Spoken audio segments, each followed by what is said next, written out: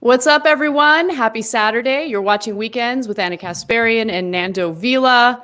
Nando, we have a banana show ahead for you guys. I love it. You wanna give them a little sneak peek? Well, yeah. Well, I mean, the sad news is we don't have Jeremy Corbyn because he canceled last second. But we do have Ronan Burtenshaw, editor of Tribune, friend of the show, great Irish lad, just very smart dude. Knows his history, knows the world, is very connected to left movements all over the world. So love having Ronan on. Yeah, I'm really looking forward to that discussion. We'll have, some media critique, of course, especially how it relates to the way both Bernie Sanders and Jeremy Corbyn were covered in the press. We're also going to discuss the response to the pandemic, both here in the United States and in the UK. I think that's incredibly important to look into. And then in our SALT segment, we're going to talk about how child labor making a comeback. All of a sudden, flowery pieces, flowery opinion pieces published in The Guardian about how awesome child labor is. Great. I don't even want to think about what like the dark corners of the internet did with that piece, and Bill Gates funding that piece. I don't even want to, my mind can't even go there, because it just confirms or at least feeds the most insane conspiracy theories you could ever think of. So yeah. It's outrageous. Yeah. Well, we'll give you the details on that later in the show. But I just wanted to mention newest edition of the Jacobin magazine is out. Oh, yeah. It's an amazing cover. Okay. I love this. So many great pieces. Seth Ackerman's pieces in here. And I think, he does a really great job connecting history to our current moment, what we're experiencing in electoral politics. There's a great infographic in there that compiles some of the information from the census and gives you a look into how Americans are living and how many hours a week Americans are working. I mean, 80 hours a week. I don't have health care. I'm just going to randomly pick one and read it to you now. I'm looking for work. I don't have health insurance. I moved last year. I'm working in landscaping services. I have never been married. There was someone in there who got married in 1982 and had her first child. I had a baby last year. I don't have health insurance. I got married in 1982. It's just really fascinating stuff. But of course, you can't help but have your class consciousness kicks into full gear while reading, these very short blurbs about people's personal lives. So highly recommend you guys subscribe to the magazine. The artwork in it is incredible. It's just so well done.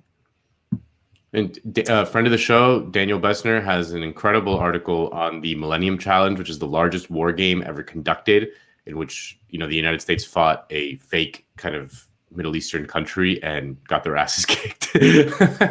So it says a lot of interesting things about the way U.S. empire is kind of run and the sort of internal contradictions within it. And Bessner did an amazing job at it. So yeah, I highly recommend it. And as every Jacobin issue, most importantly, much like this show, you got to look good to play good, So every Jacobin issue looks good. Yeah.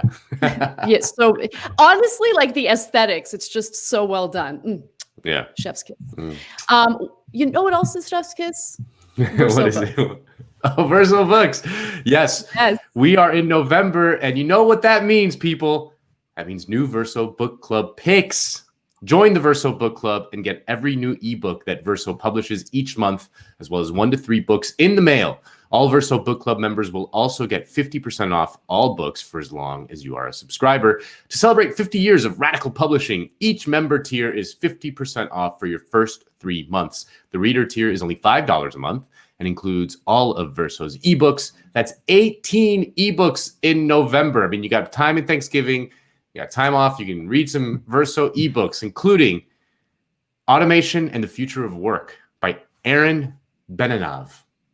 Feminist International, How to Change Everything by Veronica Gago. Critical Encounters, Capitalism, Democracy, Ideas by Wolfgang Streeck. And The Corona Crash, How the Pandemic Will Change Capitalism by Grace Blakely. Verso, baby. Love it. Get in on the Love action. it. You won't want to miss it. All the ladies love Verso. All the ladies do love Verso, at least the ladies you want to, associate yourself with. Yeah, and, you can radicalize other ladies by getting them to read some of those ebooks. 18 in 1 month. Jesus Christ. That's a lot of books. Yeah, that's a lot of books. I don't read that fast. I can't read that fast. Me either. I want to really, the way I like to read, and I guess don't judge me. I have to be completely relaxed, smoke a little weed, and I read slowly, but I absorb it and it resonates. Yeah. I can't just do it in the middle of the day when I'm rushed or when I have a billion other things going on. People who can read that much in 1 month are pretty impressive. It's crazy. Yeah, I don't understand it. All these smarty pants people, I don't get it. I read very slowly as well, but Yeah. I do read, you people. I know you guys like to make fun of me, but they're there. They're there. You'll never live down those empty bookcases. But again, that wasn't Nando's home. You were house sitting. You're actually in your home now, and you do have a fine collection of books. Your room smells like rich mahogany. That's true. We all know this. Yes. I know many important people. Yes, all of that is true.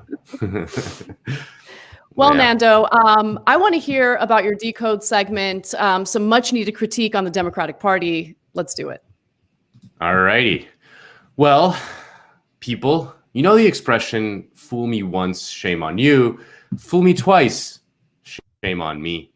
Well, the polls were wrong in 2016, fooling all of us. And folks, they were wrong again in 2020. In the lead up to the 2020 election, story after story put Joe Biden safely ahead of Donald Trump in the polls. But that night, razor-thin results rolled in, dashing Democratic hopes for a Biden landslide. This is not the night that Democrats wanted. There is going to be hand-wringing and head-scratching for quite some time to come. Yes.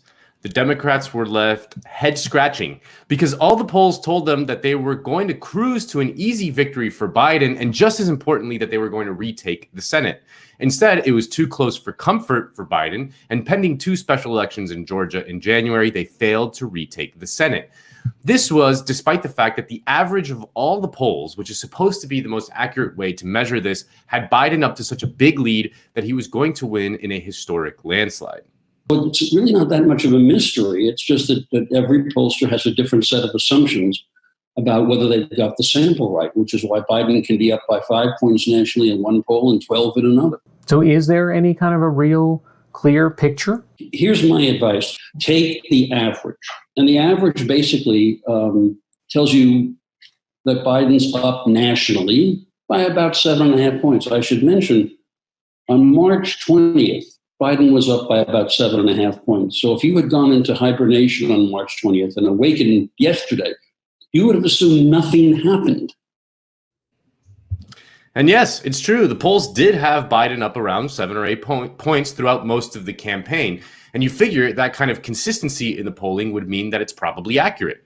Instead, Biden did not win by 7 or 8 points, as the polling indicated he would. He actually ended up winning by 3.5 points, way less than the polls predicted.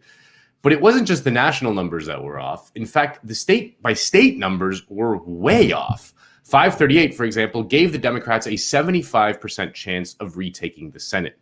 More shocking still, Democrats were widely assumed to increase their House majority. Instead, their majority shrank. And it's hard to overstate just how wrong the polls were. Take a look at Maine, where longtime Republican moderate Susan Collins was in a tough re-election fight against Democrat Sarah Gideon. Gideon was up in virtually every single poll taken. But in the end, Susan Collins won re-election by a comfortable 8.8 point margin, despite the fact that Joe Biden won the great state of Maine. And of course, the ire of liberals has been trained mostly on one man, celebrity polling guru and statistical genius, Nate Silver. So in 2016, we had Trump with a 30% chance of winning roughly. But look, I don't control when the 30% happens. The 10% happens. So Congratulations to Nate Silver, the new Mr. Wrong 2020. As Mr. Wrong, you will write a think piece about why you were actually right before the news media gives you another chance in 2024. Yes, poor old Nate has now had 2 bad elections in a row. A far cry from 2013, when every single mainstream outlet was in a bidding war to buy his massively successful blog, 538. You see, Nate Silver burst onto the scene in 2008 when he called 49 of 50 states in the general election. Then, in 2012, he became a sort of liberal spirit healer after they started panicking that they were going to blow the election against Mitt Romney when Barack Obama tanked in the first debate. That's right, George. Obama campaign officials conceding that Romney seemed more polished. They say they expect he will get a bump in the polls. Some Obama allies telling me that the president last night seemed tired and bored. So yeah, liberals went into an absolute tailspin and began refreshing Nate Silver's blog every 5 seconds because he was the one that kept telling them that everything was fine, that Obama was still the clear favorite. In the end, he was right. Obama did win a pretty comfortable re-election, while good old Nate accurately called 50 out of 50 states. But then Trump descended down that gilded escalator and kind of scrambled everything in 2016. Nate, of course, like everyone else except for Bill Mitchell, had Hillary Clinton as the clear favorite to win in 2016. You deal in probabilities, so what are the odds you're putting on the race right now? So right now we have Hillary's about a 75 or an 80% favorite. We have different versions of the forecast you can look at. So here's how to think about it. We're kind of at halftime of the election right now, and she's taking a 7-point, maybe a 10-point lead into halftime. There's a lot of football left to be played, but she's ahead in almost every poll, every swing state, every national poll. I just love the idea of Hillary Clinton playing football. Anyway, we know how that all turned out. But the point here is not to dunk on poor Nate Silver, or as the kids like to call him, Nate Bronze. As fun as that can be, that is not our mandate here on Jacobin Weekends. Here we try to go the extra mile and look at a topic du jour like polling and dig a little deeper. We could theorize as to why all of a sudden it seems that the polls cannot be relied on. I mean, it's probably too early to get real data on this, and it may not really be knowable. It's kind of a catch-22. The polls are wrong, therefore you can't poll people to figure out why they are wrong. It does seem, though, that the methods used to get a snapshot of public opinion may be obsolete. Maybe it's the kind of people that answer phones and take the time to answer a bunch of boring questions about politics are skewed towards politics nerds, and the models simply can't correct that. I mean, this was really striking when it came to seniors.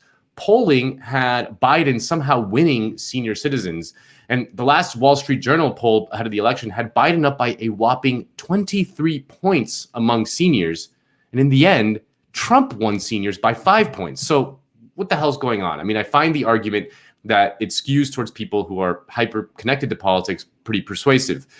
But whatever it is, the fact is that the polls are unreliable. But maybe in the long run, that's a good thing. Because thanks to people like Nate Silver, polling has become an obsession.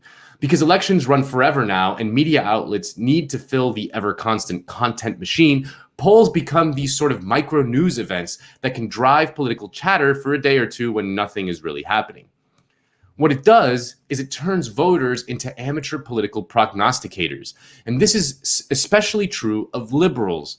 In the face of a frothing at the mouth right wing, liberals studiously look at the tea leaves to see what candidates do better against the right and whether certain issues will be popular right on or not. I mean, this was the main reason why Joe Biden won the nomination for the Democratic Party this time around. But deeper still, it has also contributed to the turn away from mass politics towards a neoliberalized conception of politics as consumer choice. And the effect of that has been absolutely paralyzing.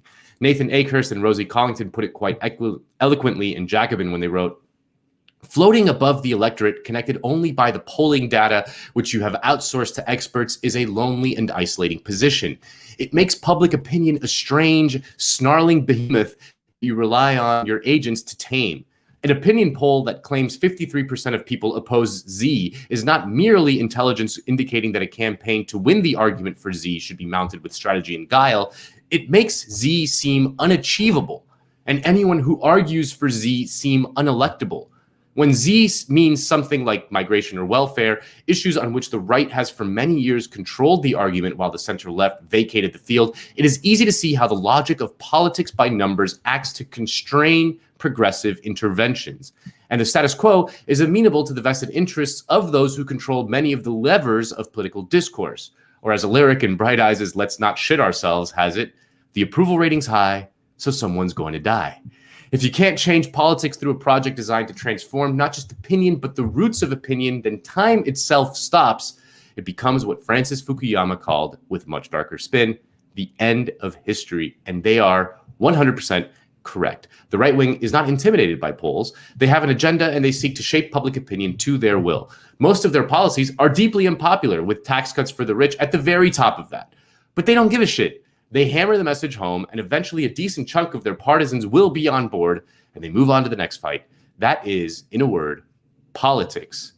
Liberals have given up on politics entirely and rely solely on polling. The most striking example was this past presidential election, in which the Biden campaign did essentially zero campaigning.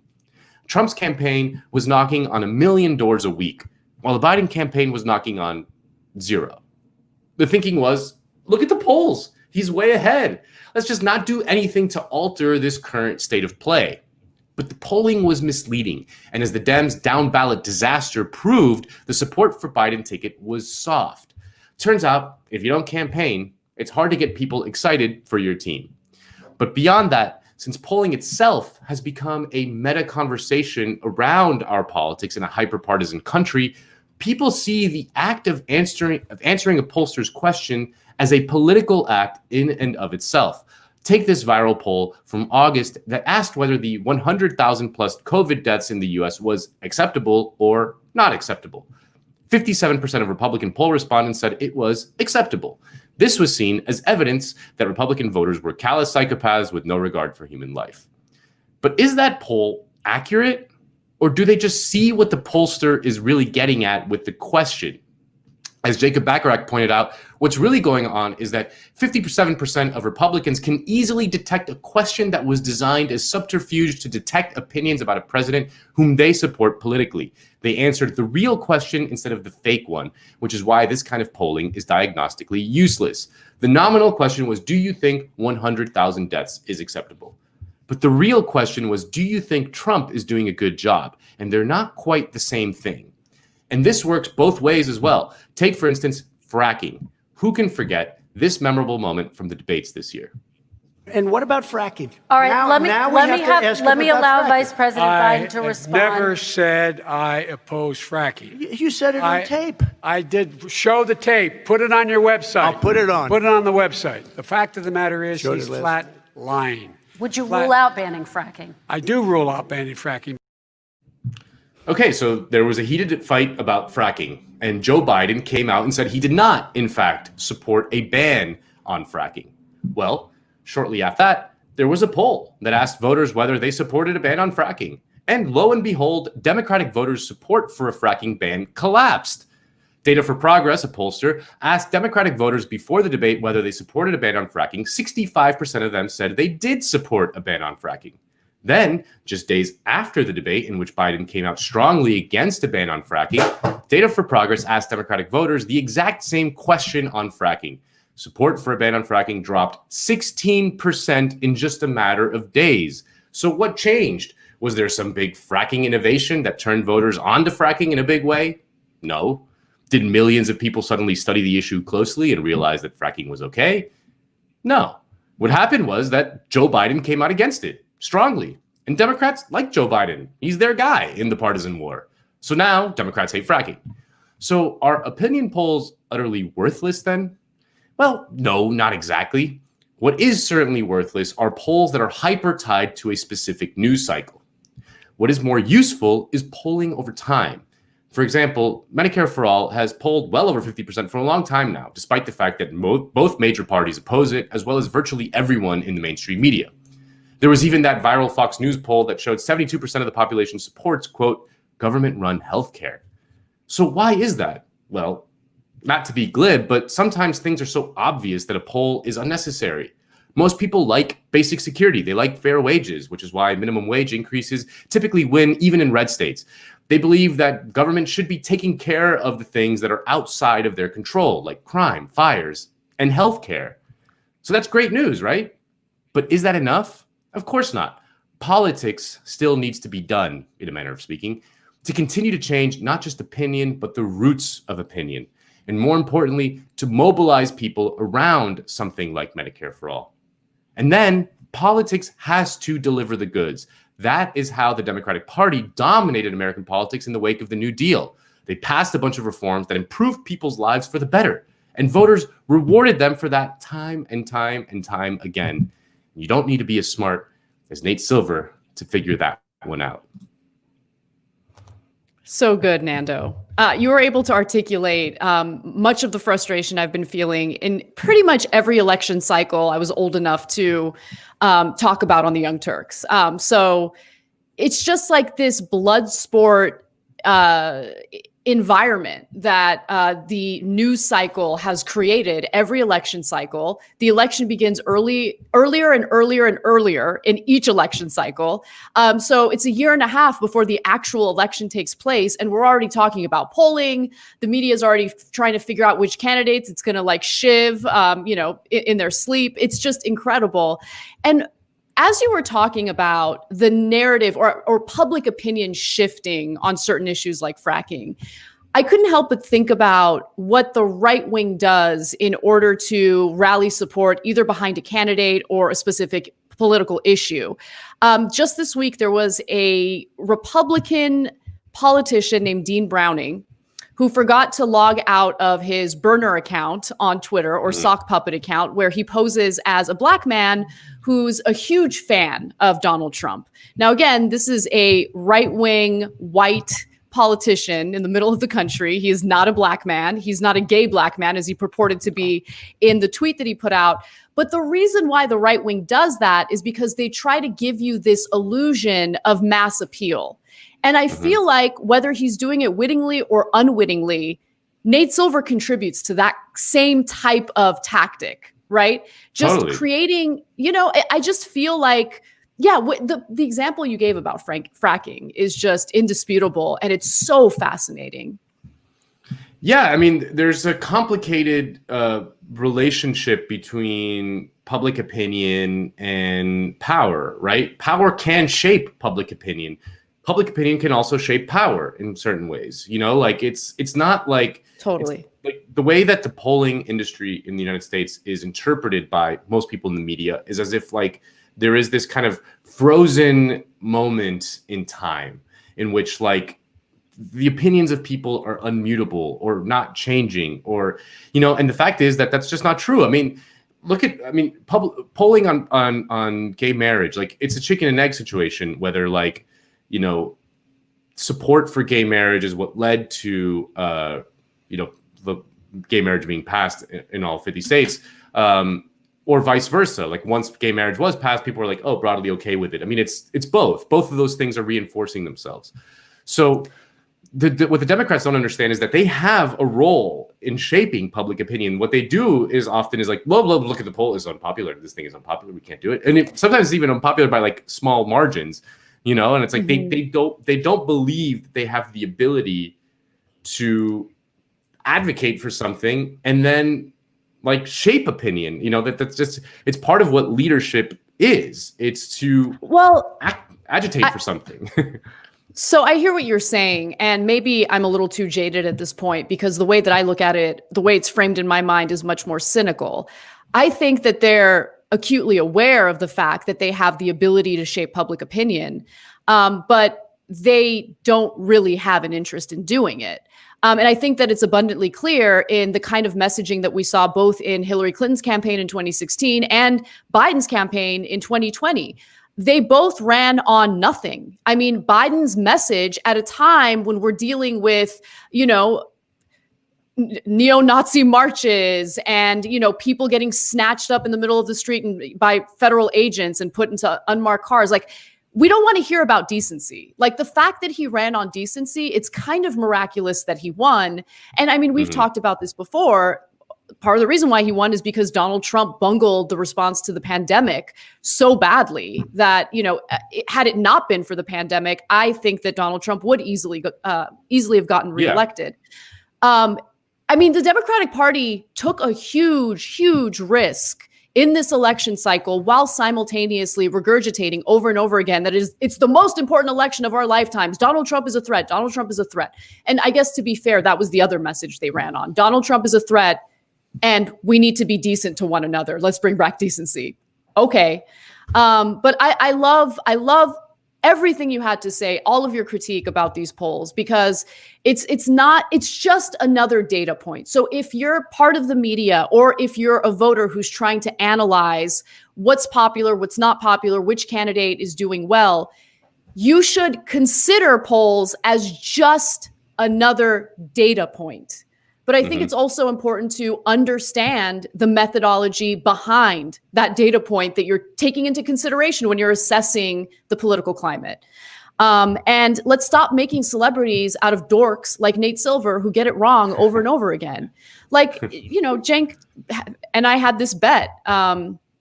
Well, we had a few bets, but one of the things that he said, and I tried to get him to avoid doing this, was like weeks before the election, he's like, I'm calling it. It's going to be a landslide. Biden's going to win by a landslide. And I was like, based on what? And he kept bringing up the national polling. And I just think that that's, again, one data point, but you need to be considerate of the biases behind the scenes, the methodology that's being implemented to, come up with these polls, and consider other things that, would work against the candidate. And I just saw so many flaws with Biden, and I don't think it has to do solely with my, leftist, desires for this country. It had more to do with understanding power, understanding politics, and understanding the moment that most Americans are experiencing right now with economic inequality. I'm talking a lot today. Sorry. No, not at all. It was all good. Always good. But I mean, in the end of the day, Bill Mitchell was right. The things like yard signs and things like crowd sizes and rallies, like all those things are also data points that can give you information about what the mood of the country is. I mean, the fact is, like, if you kind of like existed in the world, you could probably sense that there was more enthusiasm around Donald Trump than there was for Joe Biden, even though the polls showed Joe Biden with a huge lead, and he did end up winning the sort of popular vote. But that there was this sense that, okay, but people love Trump. Like, there's a lot of people out there who love him and who are very moved by him and can go out to an event and all that stuff, even in the middle of a pandemic. So those things are also data points that should be considered alongside polls. And like with someone like Bernie Sanders, like this was evident, especially in 2016, when he first got jumped threw his hat in the ring against Hillary Clinton. Like, I mean, she had like a 70-point lead or something crazy, but Bernie all of a sudden starts getting like people at his events, and on a large scale, like thousands and thousands of people, tens of thousands of people showing up to see this guy talk. And you're like, wait a minute, but there's something else going on here. You can't just look at the polls and sense like, oh, well, it's going to be a blowout. No, he did politics. Big crowds. He did the big crowds at the end of the day matter. They do matter. They do. The enthusiasm matters, and you're absolutely right about that. Absolutely. But again, that's yet another data point that I think gets ignored by liberals, and I think that's a problem. If you're putting all of your hopes and dreams behind the accuracy or your perceived accuracy of Nate Silver polls, you're going to be in for a world of pain. And I think that's what people experienced in 2016. And quite honestly, like on the first night of the 2020 election, where I think most people were like, oh, this is actually playing out a lot worse than we expected based on the polling, right? But, he did end up winning after the mail-in ballots were counted. Not to toot my own horn, but TYT did a pool, right? Of like, you have to predict the election or whatever. I got exactly right. 306 electoral votes for Biden. I mean, I flipped North Carolina and Georgia. Okay, messed that up. But for example, Florida, Biden was up in basically every poll in Florida leading up to. I mean, he wasn't up as big as in other states, but he was kind of consistently ahead in Florida. But I'm from Florida. I'm like, there's no way Biden's beating Trump in Florida. Like, I don't give a shit what the polls say. I'm not buying the Florida hype. Trump is winning Florida easily, in my opinion. You know, like that was my kind of just, and I used my gut. Like I didn't use data. I mean, I used data to like look at it and stuff, but I was like, no. I'm from Florida. I know Biden is not winning Florida. I just know that. I don't know why I know that, but I know that because of things like, you know, the enthusiasm gap, and just like I can sense it. I can like, I'm out in the world. I'm talking to people. Like I can sense that Joe Biden is not winning Florida. So yeah. Don't ignore the polls, but don't obsess about them is the point. Don't obsess about them. Again, just think of them as another data point. And honestly, I think that the majority of the electorate does see it that way. It's just like these, I don't know what the label is, but people who are drunk off cable news think it's everything, and it's not. It's not everything. It's not even close. But anyway, we're not done talking about the aftermath of the 2020 election. I'm going to talk about a specific proposition from California. But if you're thinking, well, I don't live in California, why should I care? You should care, because Prop 22 is coming to a city near you. So Proposition 22, an anti-labor ballot initiative that creates a third category of independent contractors with less protections and workers' rights, unfortunately passed in the state of California.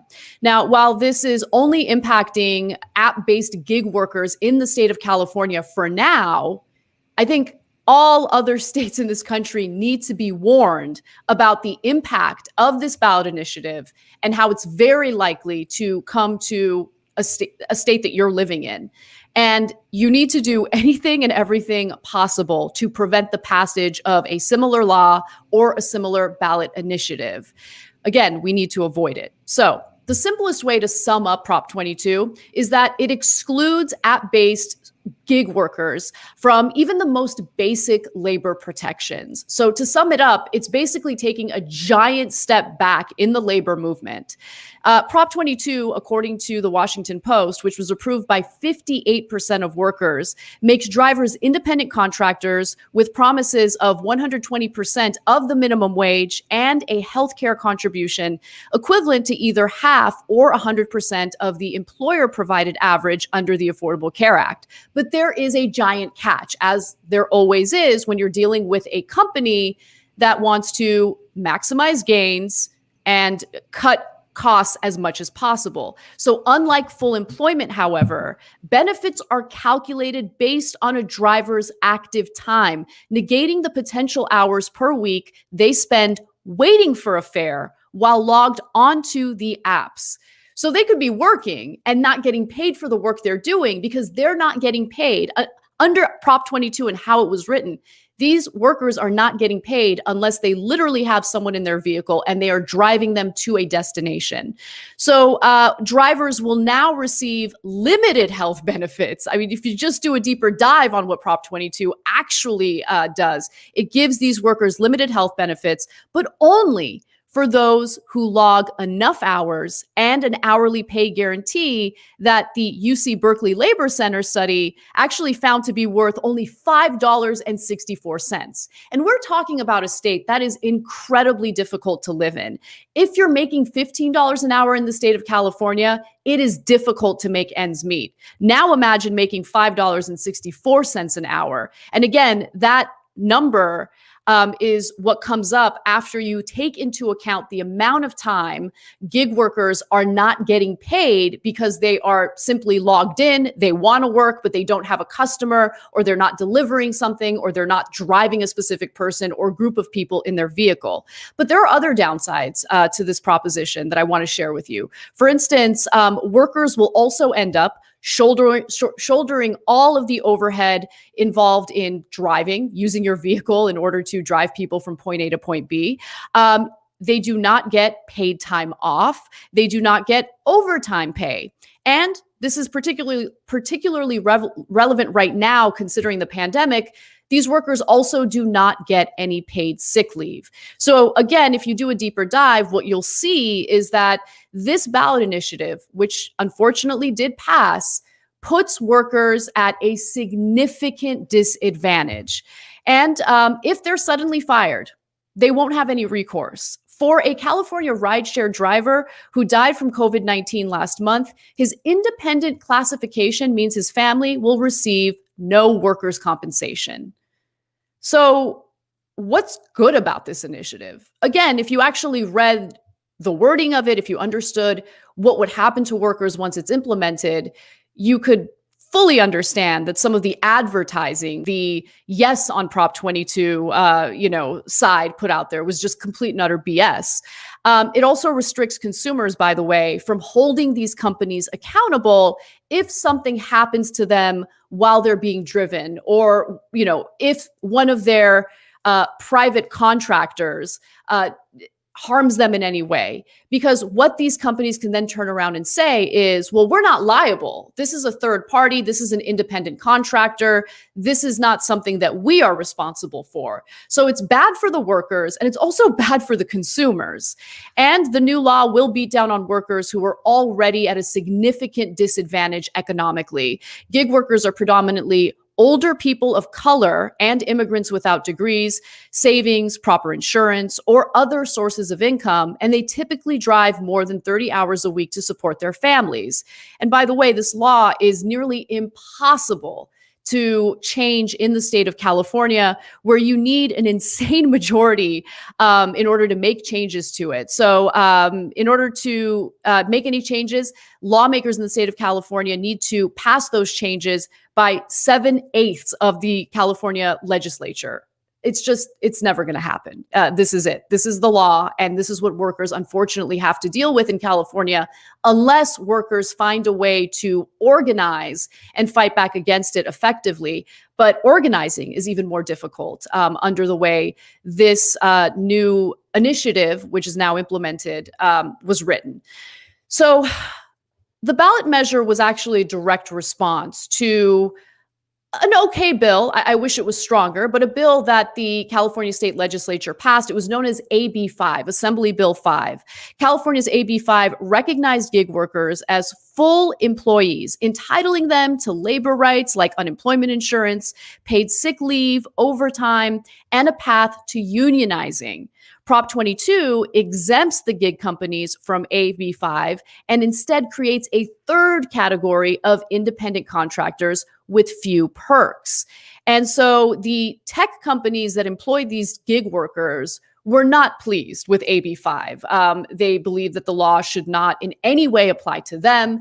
And so they started to fund this aggressive effort to either repeal it or find a way to make sure that the state excludes them from this law. And so they went forward with this ballot initiative, arguing that maybe direct democracy is the best way to handle this. But the problem with ballot initiatives is that usually you'll have one side, the moneyed side, that gets to put out all sorts of misinformation about what the ballot initiative actually does. And to be sure, Uber and other tech companies, Silicon Valley tech companies, spent quite a bit of money, about $200 million, in order to ensure that this ballot initiative passed. And so what really stands out is how much difficulty Silicon Valley CEOs have in rebranding their efforts, because in reality here, they wanted to crush the workers. They wanted to exploit the workers, but they try to sell this as, oh, no, it's great. This is all about workers' choice. And you can get a little taste of that during an interview with Uber's CEO on CNN. Let's watch. There are new suggestions and laws that have been put in, for instance, in California. Let's take the whole gig economy, which Uber personifies, saying that your drivers, your employees need to be treated like human beings, need to be treated like employees with all the attendant rights and regulations. I think you oppose that, right? The traditional view of work, which is you have a full-time job, you only work for one company in your life, that idea is outdated, right? I think now work used to be about the company. You work at IBM, that's your career, etc. We think work should be about work, about what you want to do when you want to do it. And that's the new way of work, which is independent work or so-called gig work. And we do think that just as society's expectations have changed, we should change the nature of independent work. Because, to follow up, the California state senator, she has said, let's be clear, there's nothing innovative about underpaying someone for their labor. I mean, you indicate that you agree with that, but you don't think this law applies to Uber in all its... We think that under AB 5, our workers are independent workers, okay? They have to fix their own cars, they have to buy their own cars, they don't get vacations, they don't get health, they don't get... Listen, they get vacations because they can do whatever they want. Okay, so let's make one thing very clear. A vacation from work is when you get to take a little bit of time off to relax without in any way risking your livelihood. Under this ballot initiative, workers do not get paid time off, period. They don't. So if you need a break, let's say during a pandemic because a family member is sick and you need to be a caretaker, you take that time off, but you do not get paid for it under this new classification of independent contractors. It is an absolute disaster. And many people are going to feel the ramifications of it. And how did something like this pass? I think it's important to look into that issue as well in order to effectively fight back against the passage of similar laws or ballot initiatives. So as I had mentioned earlier, Silicon Valley tech companies overwhelmed the opposition with, and muddled the truth with a record-breaking $200 million campaign, pelting voters with misleading ads that framed the proposal as a social justice cause. Of course, it's not a social justice cause. That didn't stop them from using this message of employee choice and freedom in order to get people to sign on to it. And just to give you an example of the kind of misleading content that was released against AB 5, right? That was for workers' protections and in favor of a ballot initiative like Proposition 22. Get a load of this ad, which, to give you a little more context, involves a woman who was suffering from cancer and is a mother and is a hard worker. You get all of this context, and then voters get slapped with this message. The way that AB 5 is written is that you must have anyone who works for you on as a W-2 employee. The people that want to work with me, they don't want to be a W-2 employee. They don't want me to be able to tell them, you have to work these hours next week. I can't hire in freelancers to help me get the job done. There isn't enough work in my business consistently to bring on employees. That's a huge challenge to not be able to hire someone per event. Another major surgery coming up in just 2 weeks. I don't get to hire in someone to fill in for me. I should not have to close my business because I can't hire in extra help on occasion. That's really unfair. So understand that that ad came out fairly recently, which means that simply passing Proposition 22 in the state of California isn't enough. There's an effort to repeal AB 5, which does luckily protect some workers in the state, but it doesn't apply to app-based gig workers. Now, with that said, Uber, of course, is looking into the future, even though they're bleeding money every single quarter. And they're looking to expand their model to other states, joining an executive from rival Lyft, for instance, who said something very similar. Let me give you the statement from Uber's CEO, where he says, going forward, you'll see us more loudly advocating for laws like Prop 22. We were the first to come forward with this independent contractor plus model. The idea that drivers deserve flexibility plus benefits, again, absolutely misleading. We want to have a dialogue with governments in other states. So this is coming to your state. This is a concerted effort by Silicon Valley CEOs to ensure that they crush and exploit workers while, I guess, maximizing their profits. But again, a company like Uber, every single quarter is just bleeding money. So all of this, for what? For a failing company? For a company that has an incredibly risky and unstable future? But let me give you more. They lost over $5 billion in the second quarter of 2019, Uber did. And obviously, they continued to bleed money during the pandemic when demand for these ride-sharing services decreased. And in August, The Verge wrote this: the chronically unprofitable company lost $1.8 billion over the last 3 months, with its adjusted net revenues down 29% compared to quarter two of 2019. And just to repeat myself, Q2 of 2019 was when they bled over $5 billion and did not turn a profit, clearly. So the company is also eyeing other avenues in which they can make money. Silicon Valley CEOs have definitely focused more of their energies on engagement, because user engagement means that you provide more data and then they can sell that data. And so in an interview with The Verge, Uber's CEO talked about their future plans as well. Uber doesn't want to just be an app. It wants to be a platform for every mode of urban transportation you could possibly think of, even if it's not making money off of some of those modes. You see, the more stuff that Uber can cram into its app, like bikes and scooters and buses and subways, the better chance it has to squeeze money out of all that engagement. To some extent, we're competing against ourselves. You're not making money off of this, so why offer it? One, it's the right thing to do. It's the right solution for the consumer. Usually, if you aim at the best solution for the consumer, you'll win long term. Second, we have seen experimentally that increases engagement with the app. That more people, they wake up, they use the app more often. And if more people are opening our app more often, then there will be business down the road. We'll be able to monetize that one way or the other. So like the other clips that I showed you, he's absolutely full of it. As I've shared in a previous Decode segment for this show, these companies make a ton of money by gathering your personal data and selling it. So anytime you hear any of these CEOs arguing that they're doing things, they're offering these free services because they have the consumer's best interests in mind. No, they don't.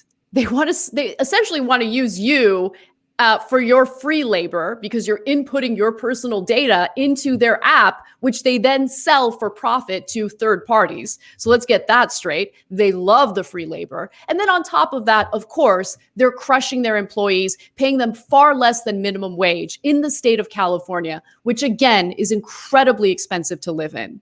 So it's important to arm people with the information they need in order to vote in their best interests if a ballot initiative like this comes to a state that they live in. But make no mistake, this does crush gig workers in the state of California. It does put them at a disadvantage. And it's about time we stop listening to the narratives coming from the well-funded corporate side of the matter and actually listen to what the workers themselves want in this situation. And we heard this narrative about how, most of the workers want the freedom. They love the idea of unpaid sick time.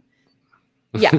If you paid close attention, you'd know that that's not true. I think we need to be more skeptical of Silicon Valley CEOs and do more to educate people about how their labor rights, those labor rights that were incredibly hard to, fight for and accomplish, are very quickly being scaled back by these disinformation campaigns, by moneyed interests. Yeah, and it's also worth mentioning that Uber's top legal officer, like basically their top lobbyist, is a guy named Tony West, who happens to be Kamala Harris, our new vice president's brother-in-law. I'm sure that will just work out great for everyone involved. And Prop 22 was one of the things that made me feel so bleak after Election Day. I kind of knew it was gonna pass, and just the amount of propaganda that there was absolutely shocking. I mean, people who weren't in California don't understand. Like I've never seen anything like it in my life. Just the amount of flood, like the full court press that there was around Prop 22. Like every time you opened your phone, it was like Prop 22 was in your face, and it was just like every time you watched a YouTube video, it was like on your face. Every time you turned on the TV, like it was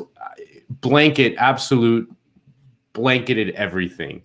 And it really is just kind of the most bleak neoliberal hellhole type thing. I mean, Uber is like almost everything that is wrong with American society today. I mean, it's this totally enormous company that loses billions of dollars, like does not make money. It does not even turn a profit. Like it is basically like an instrument for Silicon Valley investors to basically dismantle the state. I mean, Uber is blatantly like flaunts local laws wherever it goes. I mean, that's like what it does, and it's able to do so just because it has an endless supply of VC funding. Like they could just weather the storm. I mean, who's gonna they're not gonna throw them in jail, you know? So like this was true when local governments tried to ban Uber using self-driving cars, which like killed someone in Arizona. And they were just like, no, we don't care. We're just gonna keep doing whatever we do. We don't care. And here, like, the government, California, a big, powerful state, one of the most populous state in the union, passes a law that affects Uber, and they're like, no, we're just not going to do that. We're just not going to go ahead with that law, and they just violate the law. A judge tells them they have to do it, and they're like, okay, we're going to go on strike. They're going to do the Capitol strike, which we talked about on this show, and then they get the government to just basically give them a stay of execution, and then they just do this. They do Prop 22. Like they just don't. They are immune from democratic accountability, which is meaning us, the people, cannot influence them. It's really bleak. But one of the themes here, and I think it's important to point it out, is just the notion that you can control the worst elements of capitalism, that you can reform it, that you can keep it under control in order to protect workers. Because what we saw play out in California with AB 5 and then the passage of Prop 22 in such a short period of time, by the way, demonstrates to you how corporate interests will always find a way to claw back whatever deregulation they were enjoying in the first place. And that's certainly what's happening right now. And it's so devastating when you consider like how undemocratic the situation really is. So, they sell it as, well, it's a ballot initiative. It's direct democracy. It's great. I mean, they, of course, pump every media medium, whether it's television or online ads, with all sorts of misinformation. And then when it comes to actual lawmakers who have been elected by the people to represent them, you need 7/8 of the state legislature to vote in favor of undoing the damage that Prop 22 does. That is not a democratic system. It's disgusting. It's not. I mean, it really shows just like the liberal state. I mean, California has Democrats everywhere at all levels. It is just incapable to rein in these giant corporations. Like it can't anymore. To the extent that it could even a little bit in the 20th century. Like now it's like they could just do whatever the hell they want and no one's there to stop them. I mean, it's really bleak. And, this like you said, this is coming. I mean, do not be surprised if there is some sort of push to do some sort of federal legislation, some sort of like woke liberal, now that Biden's in and Kamala's in, they're going to do like some woke liberal kind of like, we're going to create a new category of worker. And it's going to be awesome. And it's going to help minorities and blah, blah, blah. Because again, all of the Obama people, like the Obama clan is like works for Silicon Valley techno titans, like Jake Hardney is the chief lobbyist for Amazon.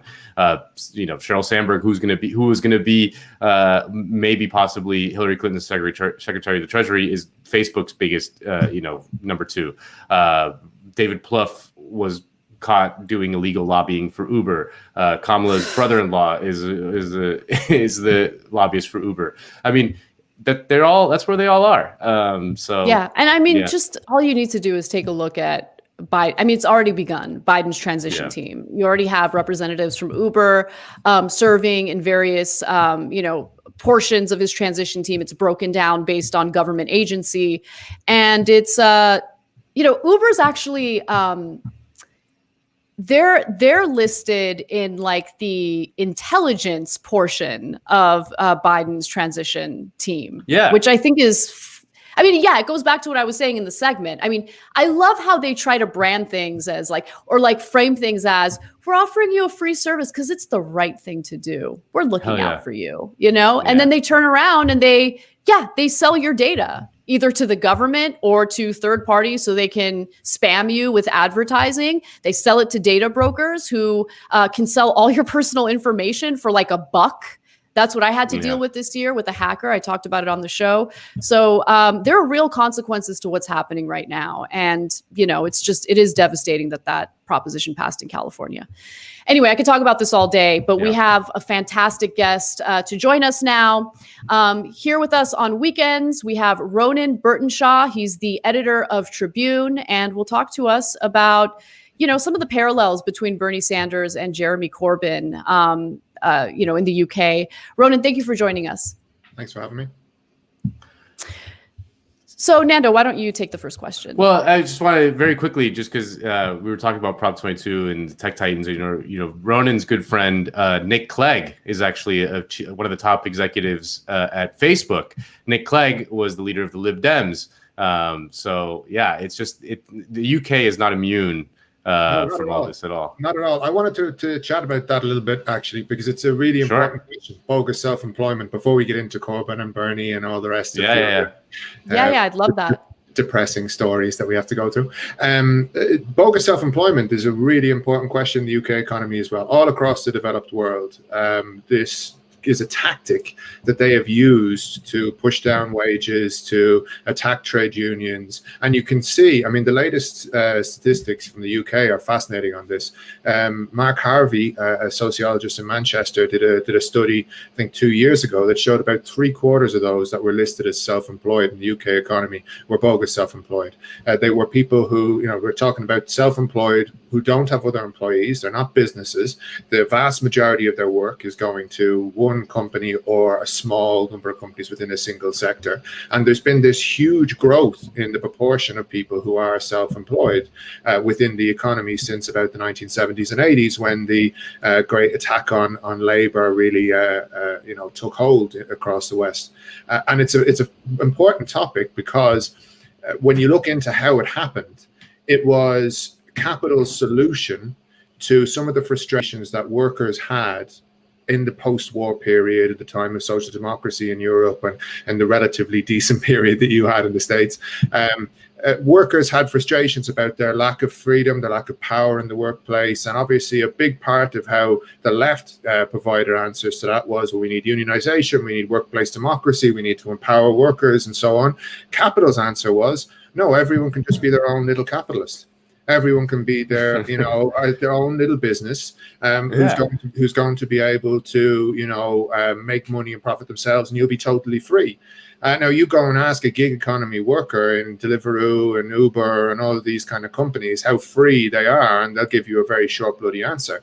It has nothing really to do with freedom. The old kind of socialist quote, freedom for whom to do what, comes in here, because the truth of it is, it is presented to people as freedom insofar as like you're nominally free. You can go and, we don't have a contract and whatever, but actually, because you have to rent yourself to the people who own the capital, who own the economy effectively, you're not free. And what this means is that you don't even have the obligations from them that you would have had if you had a contract and you were an employee and so on. So it's a massively important structural question that they've managed, like a trick that they've played on working people across the West.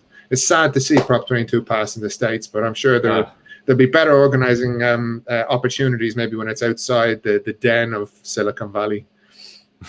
Look, I think you make such a great point there, because you're not truly free as a worker if you are basically functioning under the mercy of an app that you don't own, you don't control, and the terms are completely controlled by Silicon Valley. That's an issue. You can just get pushed off the app and you don't have any recourse. I mean, it's just an absolute disaster.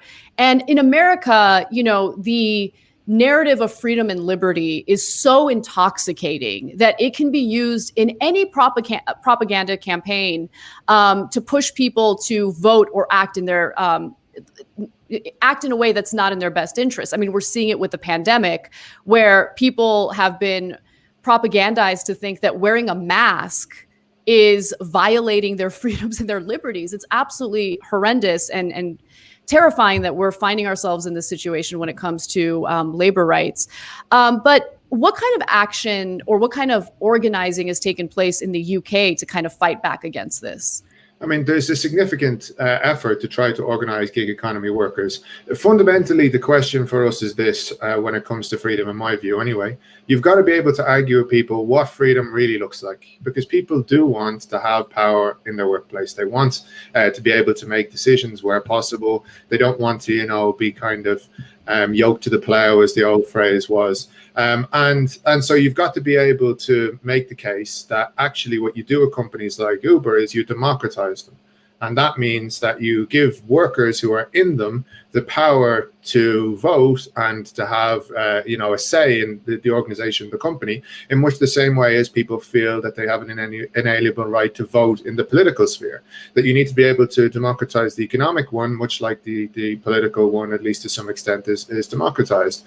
And when you make that case and you say, well, the real way to freedom is not everyone becoming an individual, but all of us in a company being able to organize together to determine the conditions so that people are not left out, so that we have basic standards, so that a social floor is established. And of course, the only way to do that is through trade unions. And there have been efforts to organize gig economy workers, both within the kind of bigger trade unions and the GMB, the communication workers, Unite, and also some of the smaller ones, IWGB, UBW, and so on. And there have been degrees of success, but it's very, very difficult, because once you get the self-employment model over the line, you have all sorts of legislative problems with organizing trade unions. You have the real difficulty of the fact that people are atomized and they're not coming together necessarily in the one place. If people are not employees, they're much easier to drop, because all the company has to do, it doesn't have to sack them. It just has to stop. It just has to stop employing their labor. I mean, that's the fundamental question. How do you prevent a company from doing you in? And the answer is, if you're self-employed, it's extremely tough, because you can effectively be sacked without ever being fired at all. They just stop giving you hours. Yeah, it's happening now with the WWE. Weirdly, there's organizing. And they could just drop them, like at the drop of a hat, as they say. But Ronan, let's switch gears and talk about our boy Jezza, our boy Corbyn. Because we've talked about it a little bit on this show, but Anna and I are just a couple of Yanks. What's happened? What happened to Corbyn? What happened in the Labour Party? Explain that to us. Give us the inside scoop. Well, we lost. I mean, the longer, fucking hate it. The longer, fucking hate it. Yeah, and I think we have to be real about that's the big picture. The longer answer in this case is that Jeremy Corbyn has been suspended by the party. It was because of his response to an EHRC report into anti-Semitism in Labour. Corbyn's response, in my view, and the view, I think, of the vast majority of members, it was measured. He accepted the findings of the report, but he said that he didn't agree with every line in the 100-odd pages.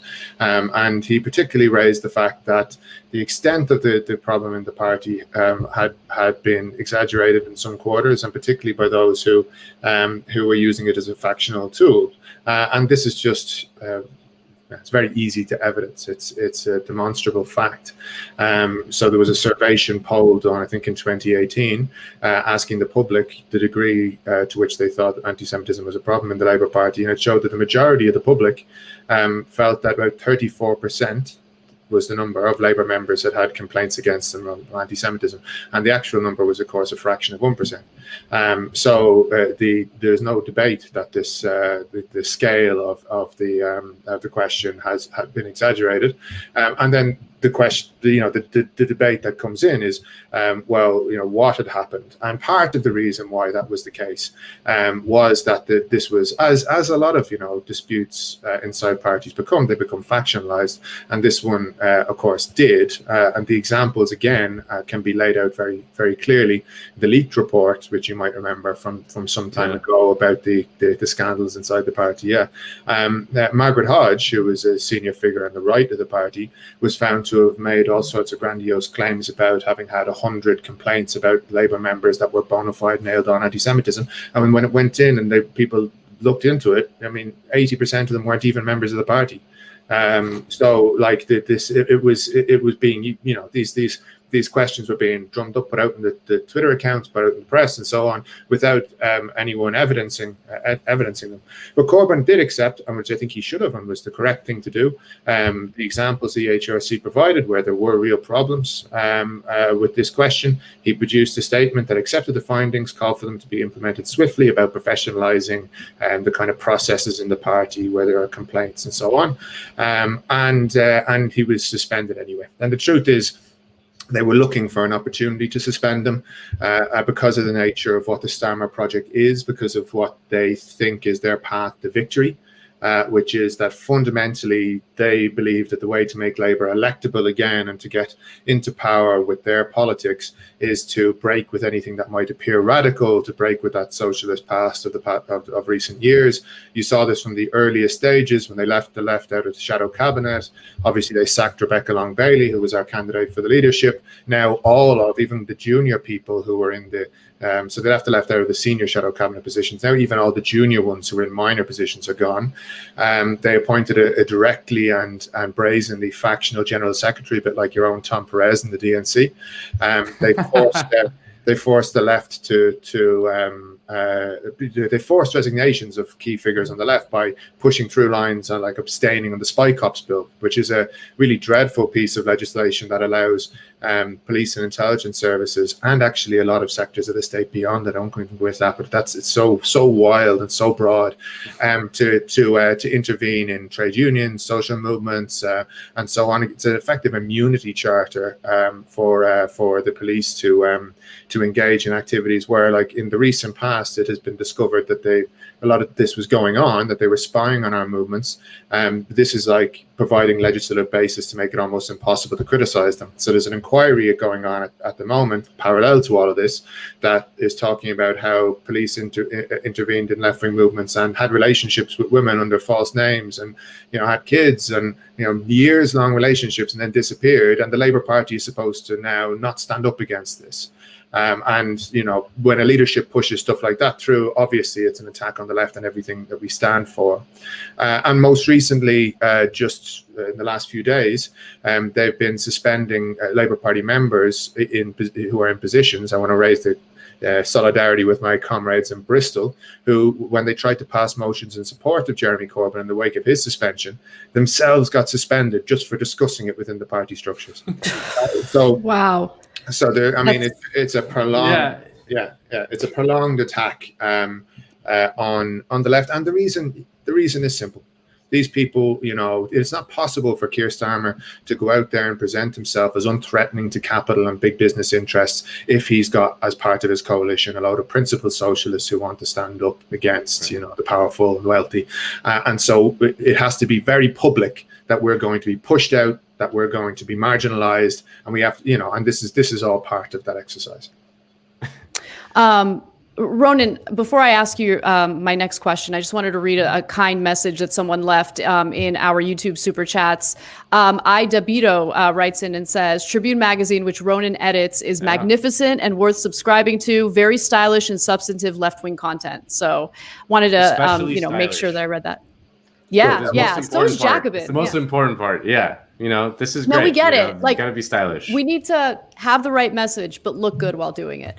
100%. But, everything that you just outlined, Ronan, it just makes it abundantly clear that leftist ideology has no place within the Labour Party. I mean, they're at war with leftists. It's so clear. And just to draw some parallels between what Jeremy Corbyn experienced to what Bernie Sanders experienced, the most toxic and effective way in destroying someone's reputation and someone's message is to immediately accuse them of either enabling some type of racism, sexism, anti-Semitism, and, essentially label them as either apologists or people who engaged in that type of behavior themselves. And what I'm curious about is, was there any skepticism toward that report regarding anti-Semitism, or did the media simply report it and the general public bought it without really questioning it? Oh, well, of course. I mean, the media, there isn't really any voice, despite the fact that, the leader of the Labour Party for 5 years was a socialist, that he had a mass base inside the second party of the state, that in 2017 he came within a few thousand votes of potentially becoming prime minister. Despite all of that, there was never a substantial section of the media that defended our positions on the left. And that's just the truth of it. The Guardian, New Statesman, Mirror, all the rest of these, the traditional kind of institutions in the media on the left, refused to defend the Corbyn leadership, and in fact were probably the most enthusiastic in attacking us throughout those years. And that had a real impact on the ability of the Labour Party to fight back against the Tories. And the reason for this is straightforward, because usually you've got this media landscape where in Britain the majority of the media are owned by either Rupert Murdoch's News UK, of the print media I should say, or the Daily Mail group, right? So it's very weighted to the right. And what you need to have then is at least some pushback from the centre-left media in order to stop the waves of right-wing attacks from washing over your party and your project. Of course, we didn't get that. We didn't get that from the very beginning. And as time went on, the institutions of the centre-left media, particularly The Guardian, became very important in breaking the back of the Corbyn project. I would say the most particular example of this is over Brexit, where The Guardian and its Sunday version, The Observer, became effective organising tools for the People's Vote campaign, which was the Liberal campaign run against Brexit, which used it as a wedge issue inside the Labour Party to break what had up until that point been a very clear consensus of Labour members and of the Labour base in support of Corbyn's positions, his policy positions, that we were not just going to go back to the last Labour government, that we were going to try to do something more fundamental to adjust the economy to the scale of attacks that working people had suffered, not only under the Tory austerity of the last decade, but going all the way back, yes, through Blair and back to the Thatcher era beyond. And this was a strong consensus that we needed to finally, at long last, take action that was radical in the economy. And the way in which this was broken apart was to try to realign British politics along a culture war basis, which is what the Brexit debate was. The Brexit debate was a debate fundamentally between more well-educated urban populations and who are younger, and older populations, particularly in kind of towns, post-industrial areas, and so on. In the latter of whom had voted Leave, and the urban populations largely had voted Remain.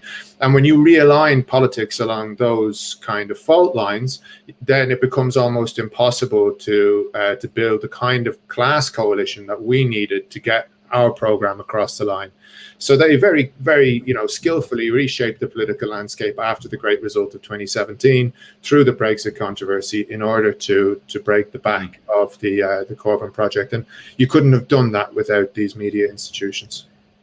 And it's right. I mean, obviously, there's so many parallels to the United States, although there are significant differences as well. I mean, but this sort of urban, educated culture war divide that exists, that you describe, exists 100% here. I mean, Democrats essentially win every city, even in red states. They win every major metro area and lose everywhere else, essentially. And it has this very weird coalitions of tech titan billionaires with working class Black people. I mean, it makes no sense, right? But it's the culture war that drives these wedges. But so what is the path forward? Because hearing you describe the sort of thoroughness and the clinical nature of the purges of the left within the Labour Party, I mean, is there any going back to the Labour? Is there any what's your position on that? Do you go back and try to retake the Labour Party again with a new Corbyn, or do you have to go with a new party? I mean, we can't do that here in the United States, but maybe in the UK you can. I don't really know. No, it's not really viable in the UK either, I'm afraid. I know I'll get a lot of hate in the comments for saying that, but it isn't. We have a very similar electoral system to you, which does determine a lot of this. And look, we have to be clear, right? A bit like your example in the US. The centre is not part of the same political project as us at all. And they, if we're about fundamentally transforming the economy to put power and wealth back in the hands of working people, they're not about that at all. So we're not part of the same project. But is it better to have Keir Starmer as Prime Minister, for instance, than Boris Johnson? Is it better to have Joe Biden than Donald Trump? Yes, it is. And you've got to be fairly clear-sighted about that, because if you're not, what you do is you kind of allow the acceleration of some of the worst aspects. Say, for instance, the Tories who introduced the Trade Union Act in their last government. That was, a direct attack on our ability to organise in workplaces by introducing all kinds of thresholds for voting to get over the line. So basically, you can only have a strike if you're getting a majority of people who are turning out, and then you have to win the majority of that, and so on. So they've across a whole workplace. So they radically transformed how possible it was to have successful strike action and successful ballots at exactly the moment when union density was going down. If you have laws like that passed, it transforms in a negative way our ability to fight and to win. So I'm still in the Labour Party.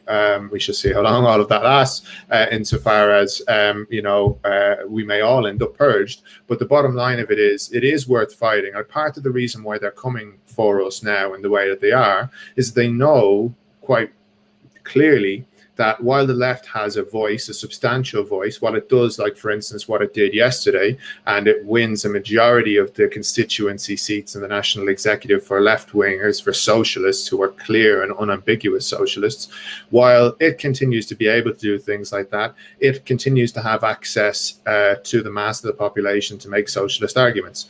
And one of the reasons they want to drive us out of the party is that they want to close that window. They want to prevent us from having that access, because they know full well that over any kind of longer period of time, the way in which Keir Starmer and the middle of the party, let alone even the more right-wing elements, want to win is by seeming more respectable, like they're a steady pair of hands, like they're the responsible kind of, that they're responsible in government.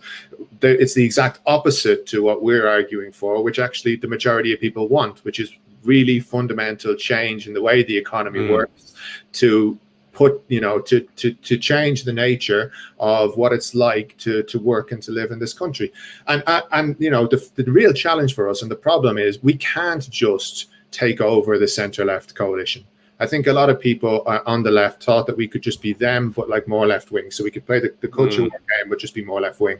We could do, for instance, or they still think now, that we can do like what you guys have now, which is the suburban Republicans having been won over to the Joe Biden Democrat coalition. And we can just somehow like take over at the head of that ship and shift it in our direction.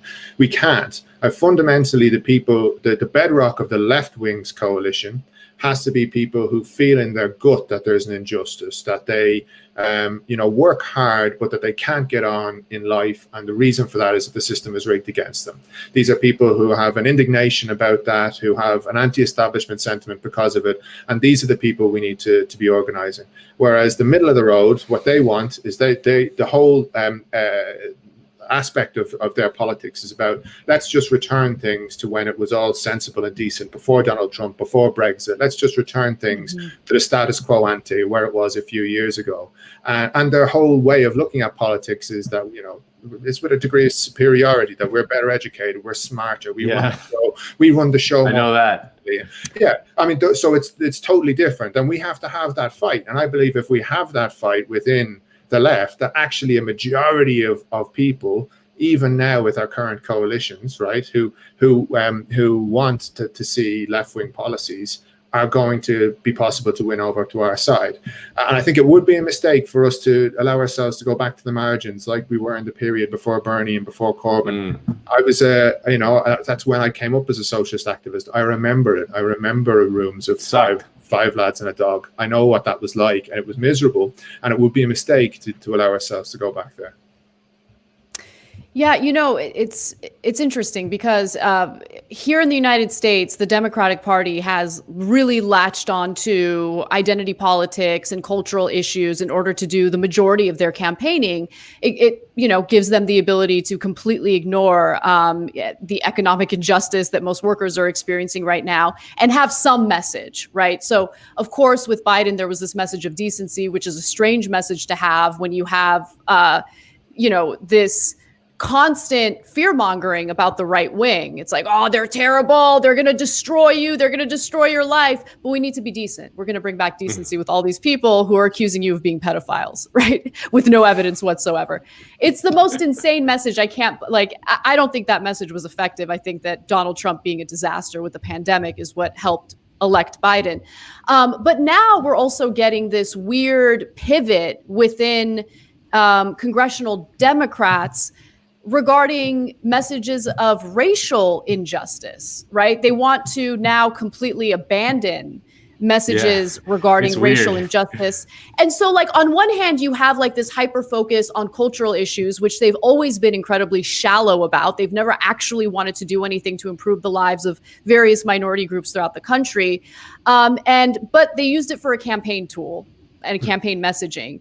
And now I just don't know. This is more a statement than a question. I just don't know what they plan on campaigning on moving forward. It's just nonsense. Yeah, my view of that is that this was always and inevitably going to happen. They had to find a way to put a new coat of paint on capitalism. And this is what they did. They created this kind of woke capitalism, right? Which is one that's supposed to appeal to broader layers of people by saying, well, we can have more women CEOs, we can have more CEOs from minority backgrounds, and we can have all this internal training about, unconscious racial bias and whatever within our corporate elites. But the truth of it is the fundamental injustices and inequalities that relate to minority communities, so it's Black people, Latinos, whatever, in the United States, they can't be dealt with. You can't actually come up with solutions to improve people's lives unless you tackle the economic inequalities. And so they were never going to do that. And so eventually they were always going to drop these things. It's a bit the same, right, as when we had, when just before this period, one of the big games they were playing was that they were all in favor of, feminism, and the liberal elite were going to put women leaders into these positions, and that was going to massively, just that representation was going to massively improve things for women. And now young girls will be able to look at the power structure and say, well, that could be me one day. Well, actually, the vast majority of young girls were more likely to be the kind of people who were going to be the victims of the cuts to single mothers and the welfare system in Britain, for example, who were being thrown under the bus by a female prime minister. They were more likely to be people who would have needed the domestic violence services that were being cut by a female prime minister. It was a game, it was a canard that was being played with the total complicity of the liberal media, of course, but they never are going to stick with it. You cannot deal with the fundamental injustices in society without dealing with the economic struggle. That's it. End of story. And that's also the reason why the left has staying power. Why, even though they come at us and attack us and weaken us, this next decade is not going to be one where the economy is going to magically turn around. It's not going to be one where there's going to be some great improvement in the living standards of working people. Wages are going to keep flatlining.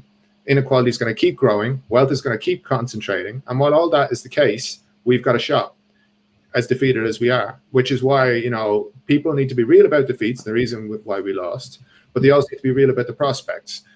Well, Ronan, I don't know about you. Yeah. Oh, sorry. Go ahead, Nando. My bad. Well, I just want to say that, I don't know, man. I may personally disagree with Margaret Thatcher on a few things here or there, but she did smash the glass ceiling. So exactly. Never take that away from her, no matter how hard you try. Yeah, let me chime in on that as a woman. I don't know if most women feel this way yet in the United States, but for me personally, it's beyond insulting when these conversations happen, right? The conversations about representation, because what it's essentially telling me as a woman is we're going to enable this culture of tokenism where we'll put a woman in a certain position, not based on the merits of her work or what, she's able to do, but because we want to show everyone that we're great people who are giving women an opportunity. I wouldn't want to get a job knowing that I was chosen only for my gender as opposed to, the substance that I provide for a news show, just to give an example. So I just find it incredibly insulting. And as you perfectly pointed out, Ronan, it doesn't actually do anything to materially benefit the lives of women or materially benefit the lives of people in general, workers in general. So I think, sure, representation is great, but it needs to actually lead to something that substantively improves people's lives. But to go back to what you were saying earlier about, just the need to organize and to be real about the reality of this moment. You also discuss what needs to be done in order to win. And in an interview with Michael Brooks, you discussed how we shouldn't try to claim easy victories and how, winning takes a lot more than electoral wins. So let's take a quick look at what you had to say, and I'd like you to elaborate on it. It is not possible to shortcut this. This attempt to kind of reverse engineer socialism by getting people elected who would just shoot up through the ranks, win an election, and then all of a sudden be able to do it all from above was never going to happen. The truth of it was, we found out, when you're talking about the media, this is one great example. We didn't build our own left media institutions. We didn't get our people into the media institutions, and therefore the media could destroy us. We didn't do the work of producing more effective socialist institutions and organizations on our own terms, and therefore the existing parties, the Labour Party, the Democratic Party, could destroy us. We didn't do the work of rebuilding the trade union movements in a way that made them a force in society that could reshape the political terrain and put things a little bit more in our favor, and therefore capital was able to shape things in a way that eventually broke and destroyed our projects. So I think what we can say is that you have to pick up some of what's lying around if you're trying to build a political project. There's no point, as you say, in engaging in total voluntarism, thinking just by your force of your will you can create a political project that doesn't relate to the world. No, you've got to pick up some of what's there. Yeah, I love what you said there. Would you like to elaborate on it a little bit? Yeah, I mean, first, just God, what a giant Michael Brooks was, and I know.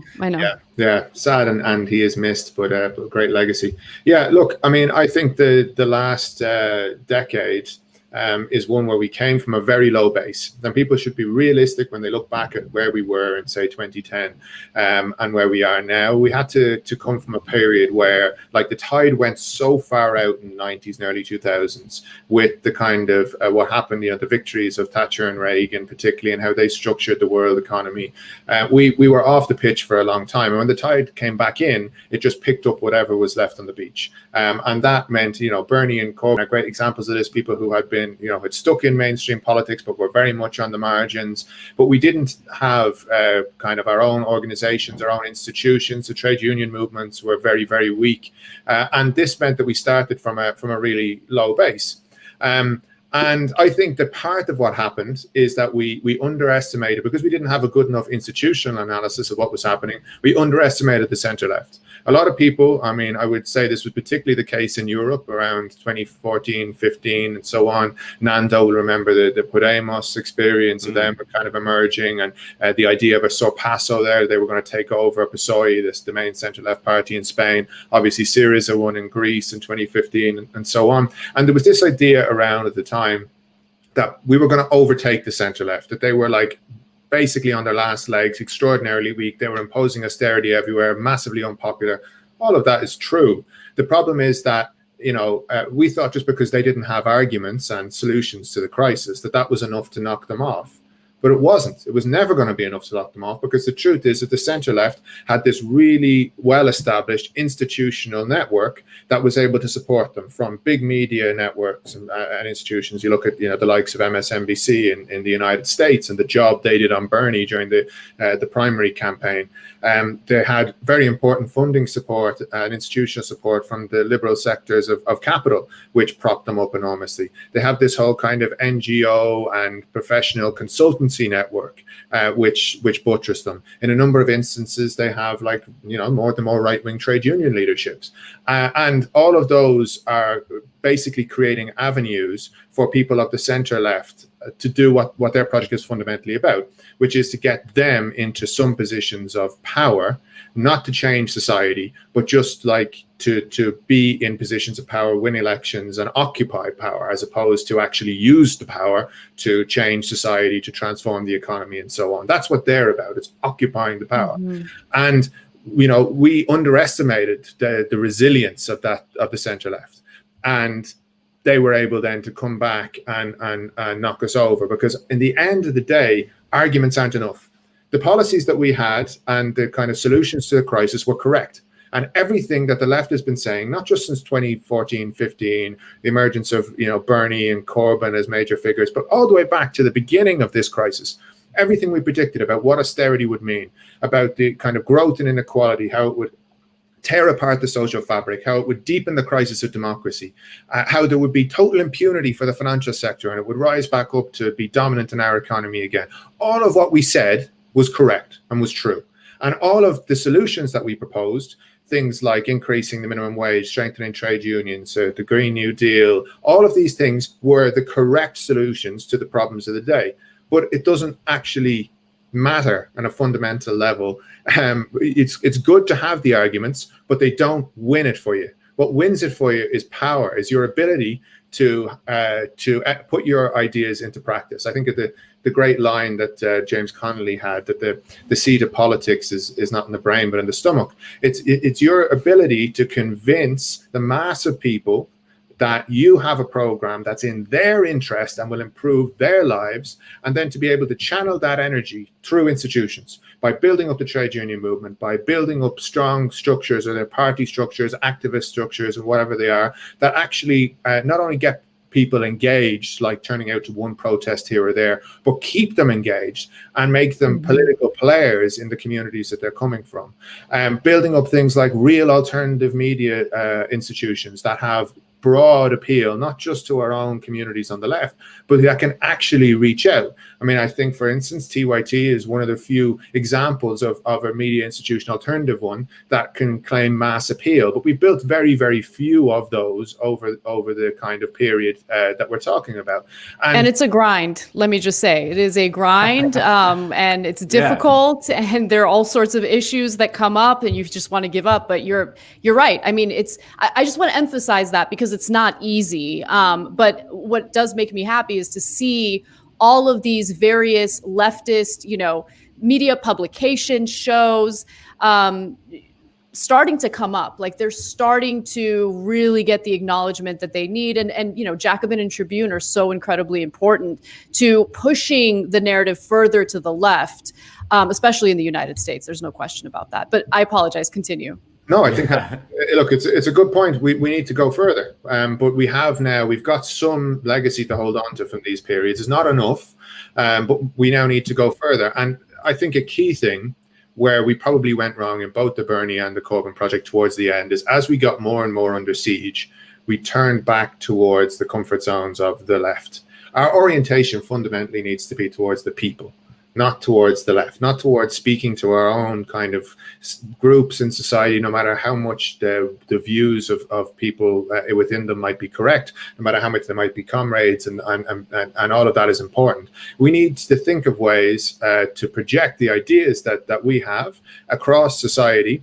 And then after that, because the people, when they're given the opportunity to hear that actually things don't have to just get worse forever, and your choice doesn't have to be between some corporate Democrat who's going to sell you out slowly and some like lunatic Republican who's going to tear apart your living conditions quickly. They don't have to be the two solutions, that there is another way you can build a better future, one where your life improves. When people hear that message, they respond to it. The problem is they hear it too infrequently. And then when they do, they don't know how to actually, take it forward. They don't see that. One of the big problems of the shortcut that I talked about, I think, in that Michael Brooks video, was this idea that we were going to elect Corbyn as prime minister, or elect Bernie as president, and then that would be it, that these people would get in. They put in the good policy solutions, and then, everything would get get better and people could just go back to their lives. It's not really like that. The difficulty is if you had elected Corbyn as Prime Minister or Bernie as President, what would have happened is day one, there would have been a massive attack on their entire program by capital. And we've seen there's really good examples of this back through history. Obviously, what happened to Syriza is a great example where they came in with a very good left-wing program and they were crushed. Mitterrand in France in the 1980s is another great example of this. He came in with the Programme Commun, which was really an attempt to respond to the crisis of the 70s with a left-wing direction, and he was crushed. And it's because you have to be able actually not only to have a set of policies that you can implement and give to civil servants who, by the way, won't implement them properly unless they feel they have to, unless you actually have the strength in society to back it up. You have to be able to fight for those policies at every stage against powerful interests. You have to build a movement that's big enough, and that means parties that are fundamentally aligned to the working class. That means strong trade unions that can fight in the workplace. That means activist campaigns over things like, say, for instance, tenants unions and the housing crisis. If you want to have and see real solutions to the problems of ridiculous runaway rents, well, then you're going to have to organize for them, because even if you do vote into local government or national government, some good left winger who stands up and says, I'm going to do something to cap the rents, I'm going to put rent controls in, or I'm going to build social housing or whatever. The second they try and do that, all of the aspects of the system, all of the cogs of the machine of capital are going to be turned against them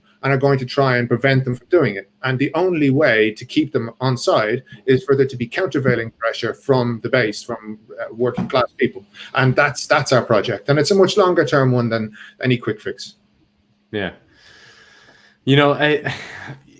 People sometimes rag on me for focusing too much on the libs, but I just agree with you. And hearing you talk about it, they really are our political opponents right now. They really are the impediment that is in the way of whatever project we're trying to build. And I look at things like in the United States, where the Democratic Party has turned toward the suburbs. They dominate now with sort of well-educated voters and things like that, and have completely abandoned their working class base and are bleeding working class voters.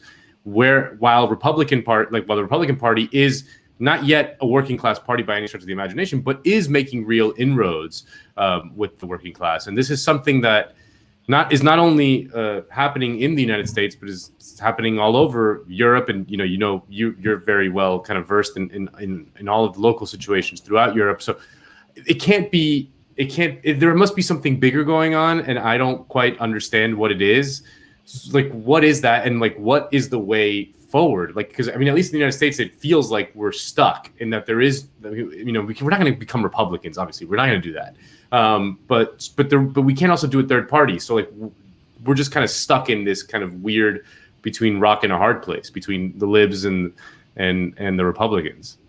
One thing to say about what you just described there, Nando, if ever anyone tells you, there isn't an underlying system, like an architecture that structures all of the economies that we live in, point out the fact that across the huge cultural differences of all of these countries in the developed world, the same phenomena crop up again and again and again. And that's because capitalism. That's because the architecture of all the societies we live in fundamentally the same. It's a great case for internationalism, but it's also a great case for naming capitalism, which is the one thing the liberals will never do. They will say the system is fundamentally good. The right wingers do it all the time. Yeah, I noticed that in the United States, they say the word. The liberals just don't say the word.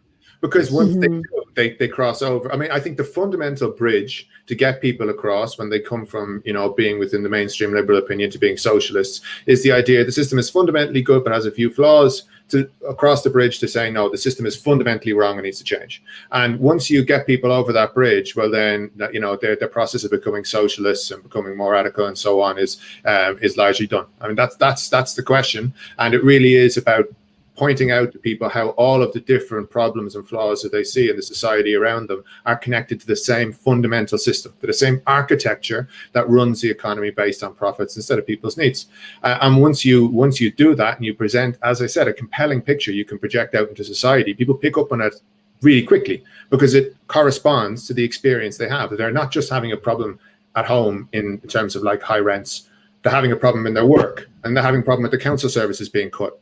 And then they're having a problem with their kids' schools being cut back in the funding. And all of these problems are happening simultaneously. And people are like looking at them thinking, Jesus, you know, like the scale of these issues is so massive, and it seems to surround me. Why is that? And we have to say, well, the answer is the system. The answer is capitalism. This is a way in which all of these things are structured. But the question of why you know the centre left is going towards the kind of more cultural sectors of society, I think does bring us back to one of the reasons we failed in the last few years. It's important people kind of get their heads around this and understand it, is that, you know, it was a really difficult task what we set ourselves to do. We could never just take over the existing centre-left coalition and hope to have, you know, it implement our policies.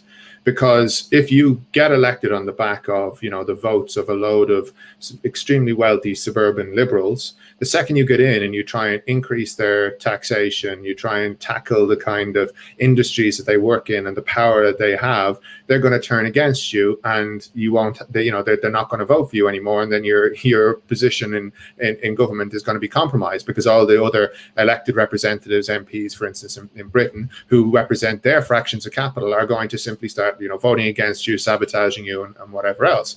So we had to do something different, and that is we had to expand the political game.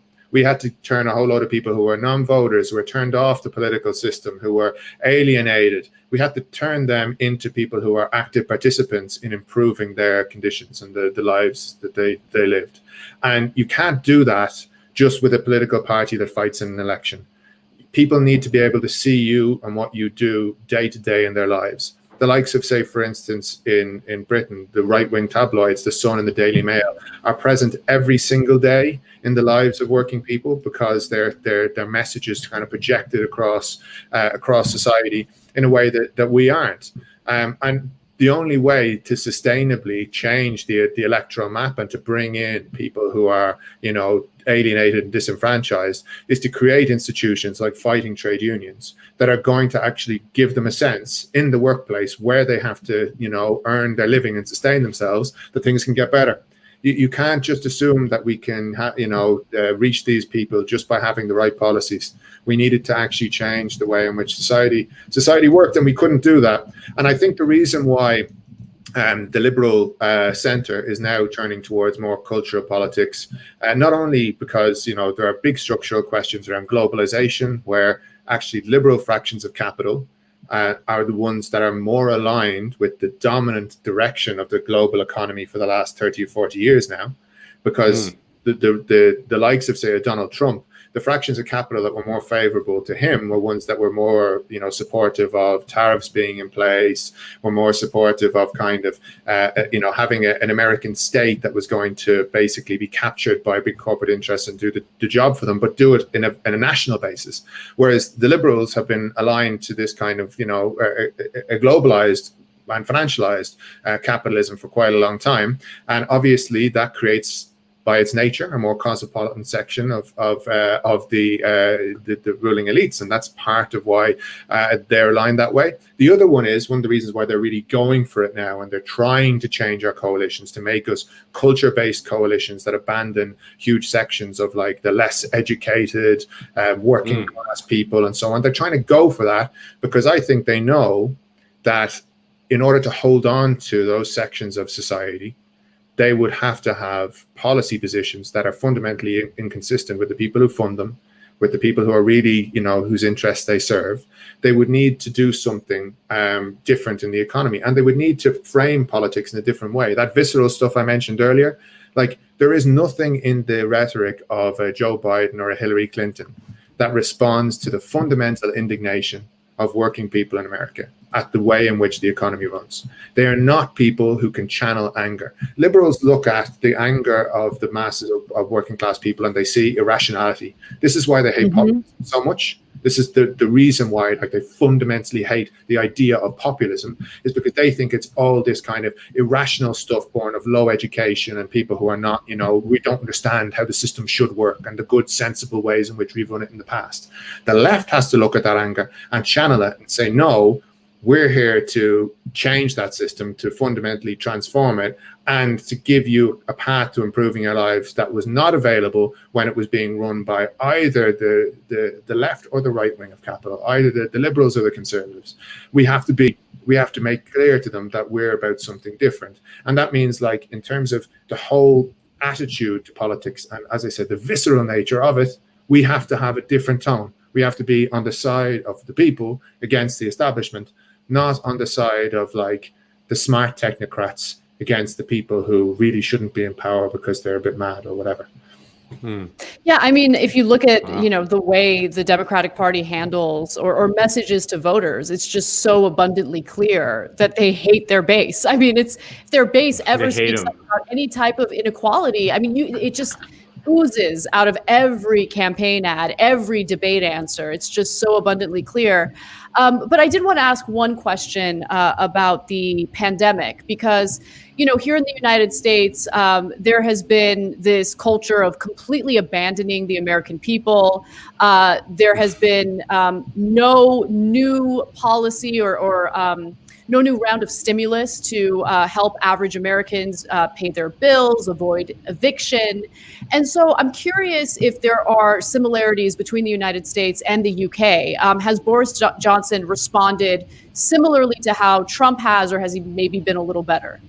Well, I think it's really worthwhile to make the distinction, because the UK is the worst of all the European countries, right? So we have 50,000 people dead and like a really bad and catastrophic response in many ways. But still, because of the social democratic fabric that Europe managed to achieve, and fundamentally because of the power of the trade unions that they still have over the West European social democracies, there has been a better response, which is the furlough scheme, which is this idea that, there's a lot of workers left out of it, but a very substantial proportion of the workforce, and particularly if you remember the earlier stuff I was saying about the self-employed, they're largely the ones that have been left out, which is another point to which, why capital pushes self-employment so much.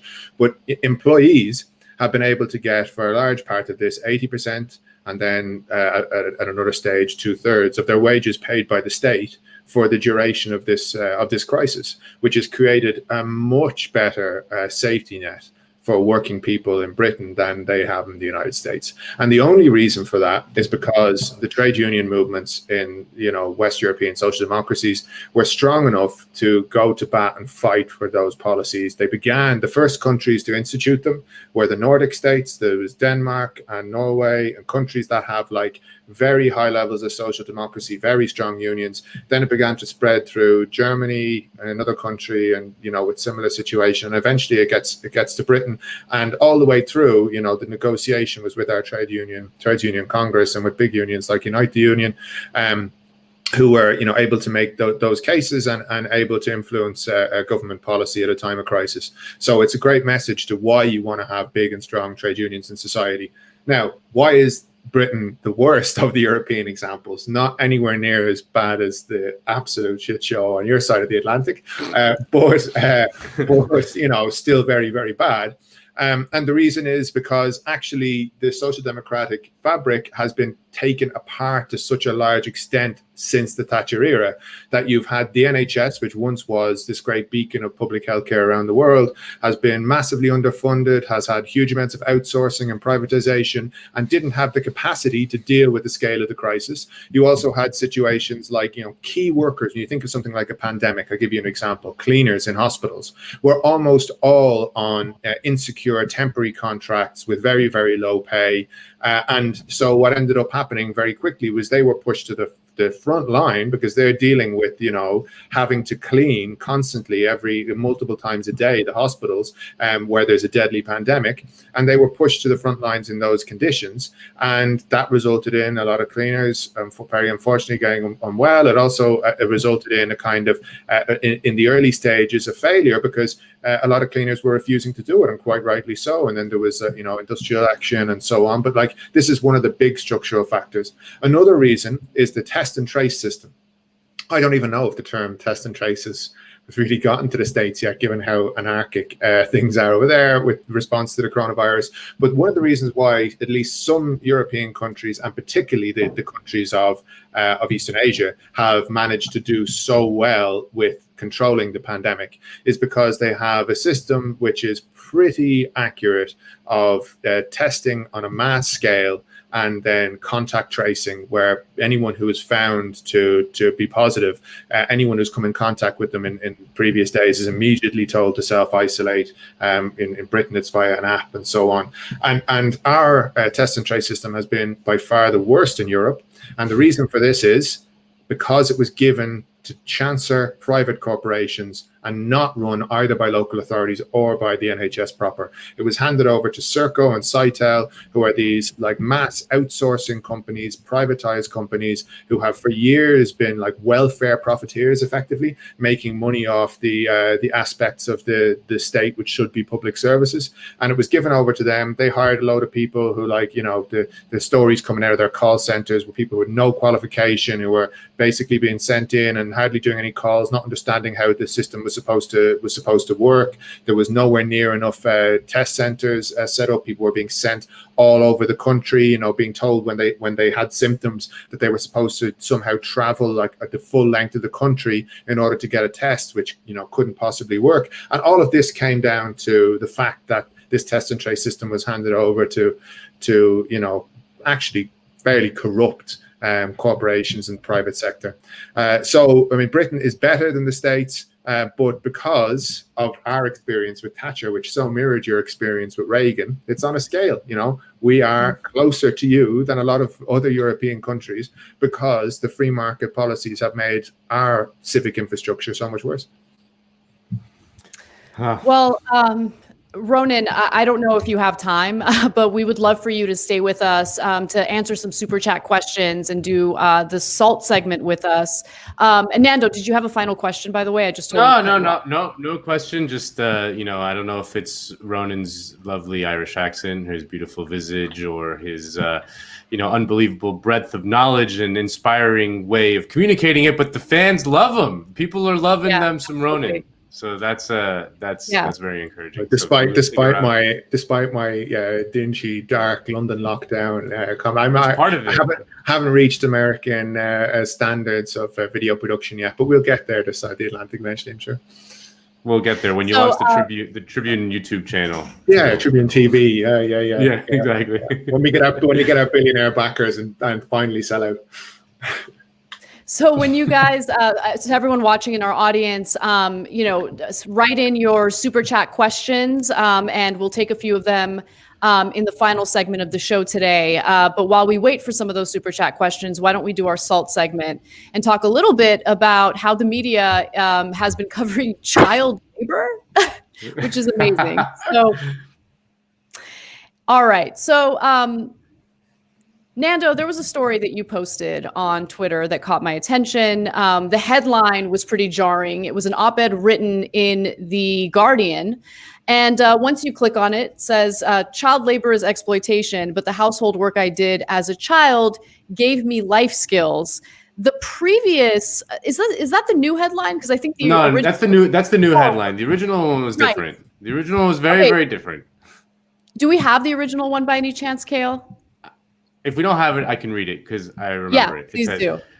It says, the original headline was, child labor doesn't have to be exploitation. It gave me life skills. So different framing, you know, and I think everyone freaked out. They were like, what are you talking about, person in The Guardian? But the more shocking aspect of the whole thing was that this op-ed was sponsored by the Bill and Melinda Gates Foundation. Yeah, I mean, I honestly couldn't believe this was published. And so the writer tries to make a distinction between child exploitation through child labor and, you know, learning valuable life skills when you're doing child labor in the context of your home. I guess. And so, she talks about how when she was a child, when she was as young as 8, for instance, she had to walk nearly 1.5 miles in hot weather in order to fetch water for the family. Then she had to prepare food for her family. And then after, a long day of work, she had to take care of her siblings. And she, concludes, this whole life experience by saying this or writing this. Through a Western lens, some might view my experience as child labor. To me, I was learning life skills. And then she continues to write, multinational companies make billions of dollars a year selling cigarettes in the United States, Europe, and elsewhere. The tobacco is produced in tough conditions, much of it by children aged under 14. These practices are rightly considered exploitative, can be physically and mentally harmful and detrimental to children's futures by keeping them out of school. But, and then there's like that big but moment in her piece. It was almost as if like, hey, here's the quick blurb, all right, for plausible deniability. And then follow it by child labor is actually great. It teaches you character. I mean, that was really the feel of the piece. And it was like just shocking that The Guardian thought it was a good idea to publish that, in my opinion.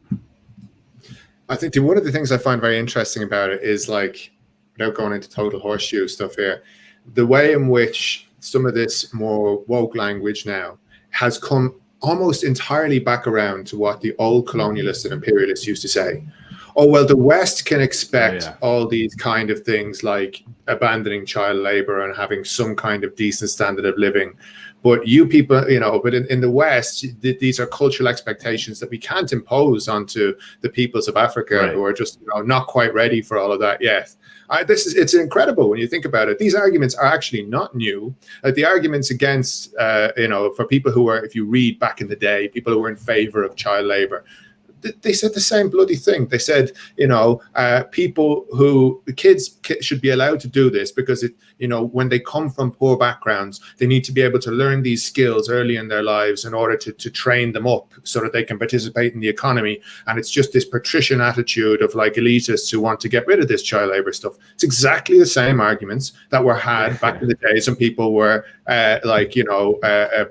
trying to do away with child labor in the first instance. We're now back to them, but just with this like kind of woke gloss, which is, you're looking at this through a Western lens. Yeah, you're being Eurocentric.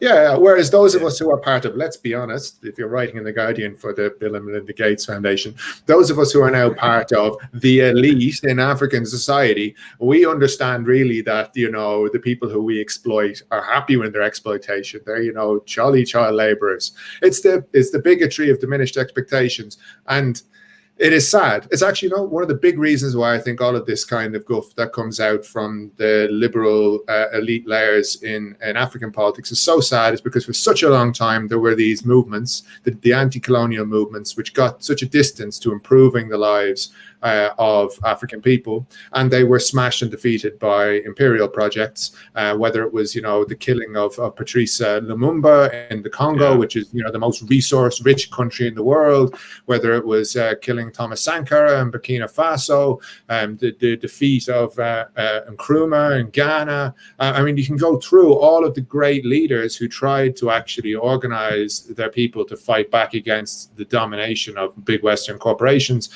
in the period after colonialism. One by one, they were knocked off and defeated, and in many cases actually just outright killed, because whereas in the West, Jeremy Corbyn and Bernie Sanders can be just discredited. That's not enough. It does remind you what they would do to us if we were in another part of the world. Let's be totally honest. In countries across Africa, liberation leaders and leftists were killed. And in the aftermath of the kind of desert that imperialism has created through destroying so many social movements in Africa, you get this stuff. You get, now we're going to go back in the Guardian, in like the center-left newspaper of Britain, one of the most read so-called progressive institutions in the world. We're going to go back to saying child labor is actually all right because of cultural reasons. If the Bill Gates Foundation pays for it. Which is preposterous. Yeah, and she poses this question, which completely speaks to what you were saying, Ronan. She writes, however, where do you draw the line between what is internationally deemed a crime and a natural process of transferring skills. Is international concern on child rights relevant to Africa? It's amazing. It's like the playbook that you perfectly described was used in this argument. It's incredible. It's like that classic drill tweet where it's like, are drunk driving laws immoral because it makes some people late for work? You know, like it's like we cannot know. These things are impossible to know where to draw the line. It's impossible to know. And it strikes me like it reminds me all these arguments are. This is like a very twisted and sick one version of it, but it's no different also from the arguments that the Uber CEO is using to push Prop 22. That just what are you gonna tell a worker like when he can and can't work? Like that they should have the freedom to choose those things, and they can build and structure their lives the way they see fit because they know better than you elitist prick. You know, like they use the same tricks over and over again.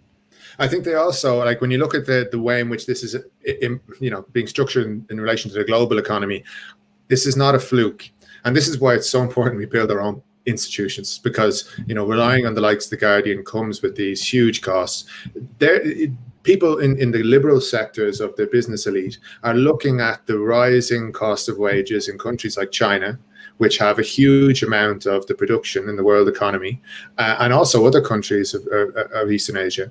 And they're asking themselves, what in the name of God are we going to do when in 10 or 15 and 20 years to squeeze the profits out from, the shifting of production to poorer countries, and they're starting to prepare the ground again for the justification of all kinds of stuff. I mean, already industries like coltan in Africa and all the rest of it are absolutely appalling in terms of their labor standards, and with so many kids who are actually mining the things that go into our iPhones and all the rest of it. Already it's in a dreadful state, but they're preparing the ground for the next stage, which is that all of this is going to now be justified, and it's going to be justified with cultural arguments, which is against the socialist ideas of universalism, that everyone on the planet is entitled to basic standards of living. They're entitled to decency at work. They're entitled to dignity in their lives. They're entitled to public services and healthcare and education. And these are our arguments. But the liberals' arguments, because, they've got to fit it within the capitalist system. Oh, no, there are these cultural differences that mean that actually it's fine in Africa. It's, which is a way of, explaining why it's not fine here. It's not fine here and it is fine in Africa because cultural distinctions, where rather than the fact that actually, all of Africa's wealth has gone to lining Western elites' pockets for generations. Yeah.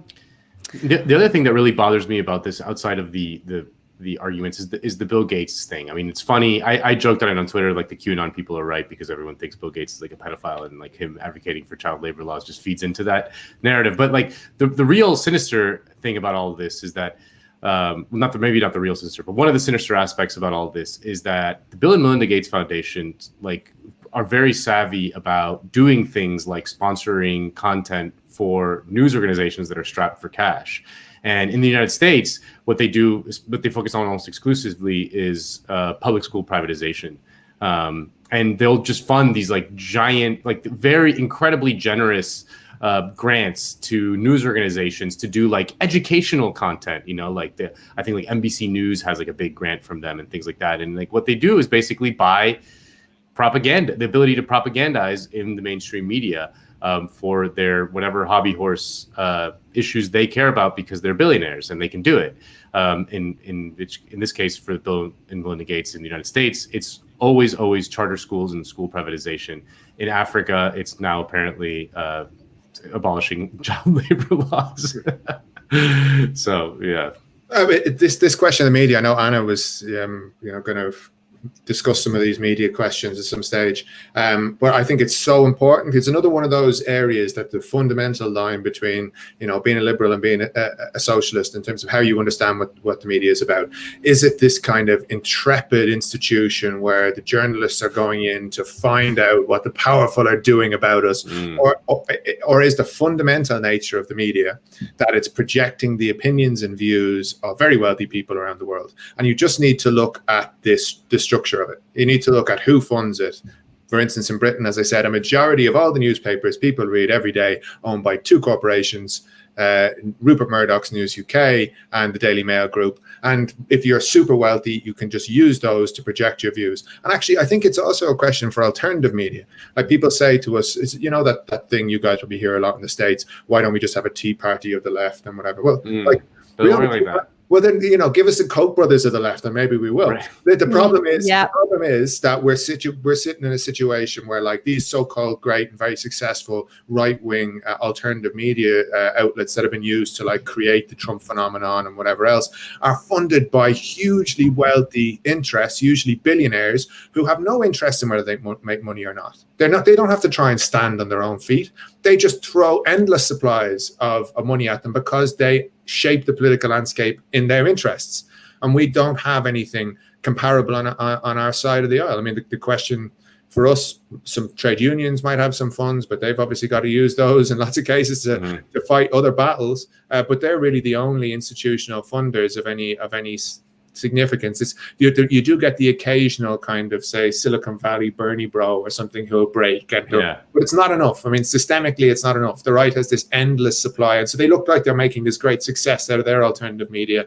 But like, we would be doing the same if someone handed us £1 billion to build our institute. What would you do with £1 billion? I would do 2 chicks at the same time, but I don't know. What about you? What would Tribune do? What would I do with £1 billion? That is a question. I think the video side of things, but based on the fact that once again that the algorithms of these social media companies are now being so weighted towards video, that you've got to be serious about trying to engage that medium. The problem of it is, say for Tribune, and this is like letting people look under the hood, which is I'm always nervous about, but whatever, I'll do it. We're in that section. So it's very hard to monetize video.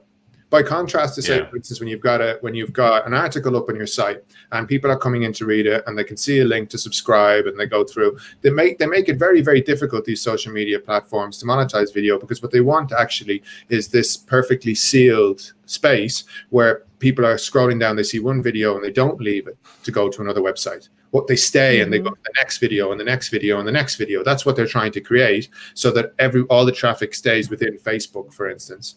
And that makes it very, very hard to monetize it on our side. Obviously, YouTube, it's somewhat different, but it's still incredibly difficult to be able, you have to build these huge audiences. And YouTube has made it much harder in the past few years to build. So this is the other thing that's happened now, that the social media kind of what was quite a scrappy upstart section of capitalism became basically the dominant fraction of capital, is they've now made it much harder to get in the game.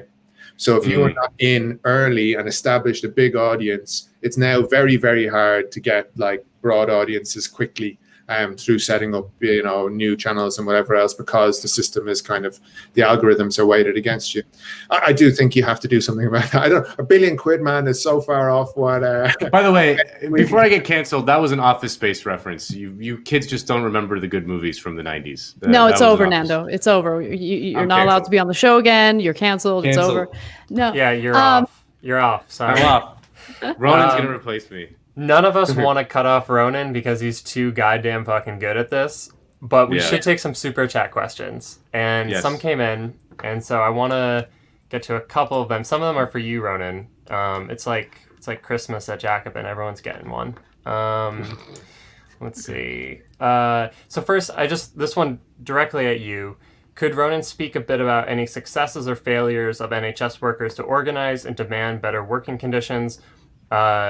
I think they mean in general, but maybe more particular in the last year with the pandemic.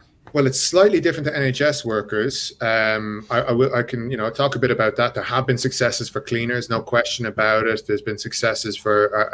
I give a shout out to Helen O'Connor and the GMB union and the fight that they've been waging on behalf of hospital cleaners, which has had many great successes during the course of the pandemic. We're going to have an article in the forthcoming issue of Tribune about care workers, which care is obviously like very substantially privatized, because we didn't have like an NHS moment for care in this country.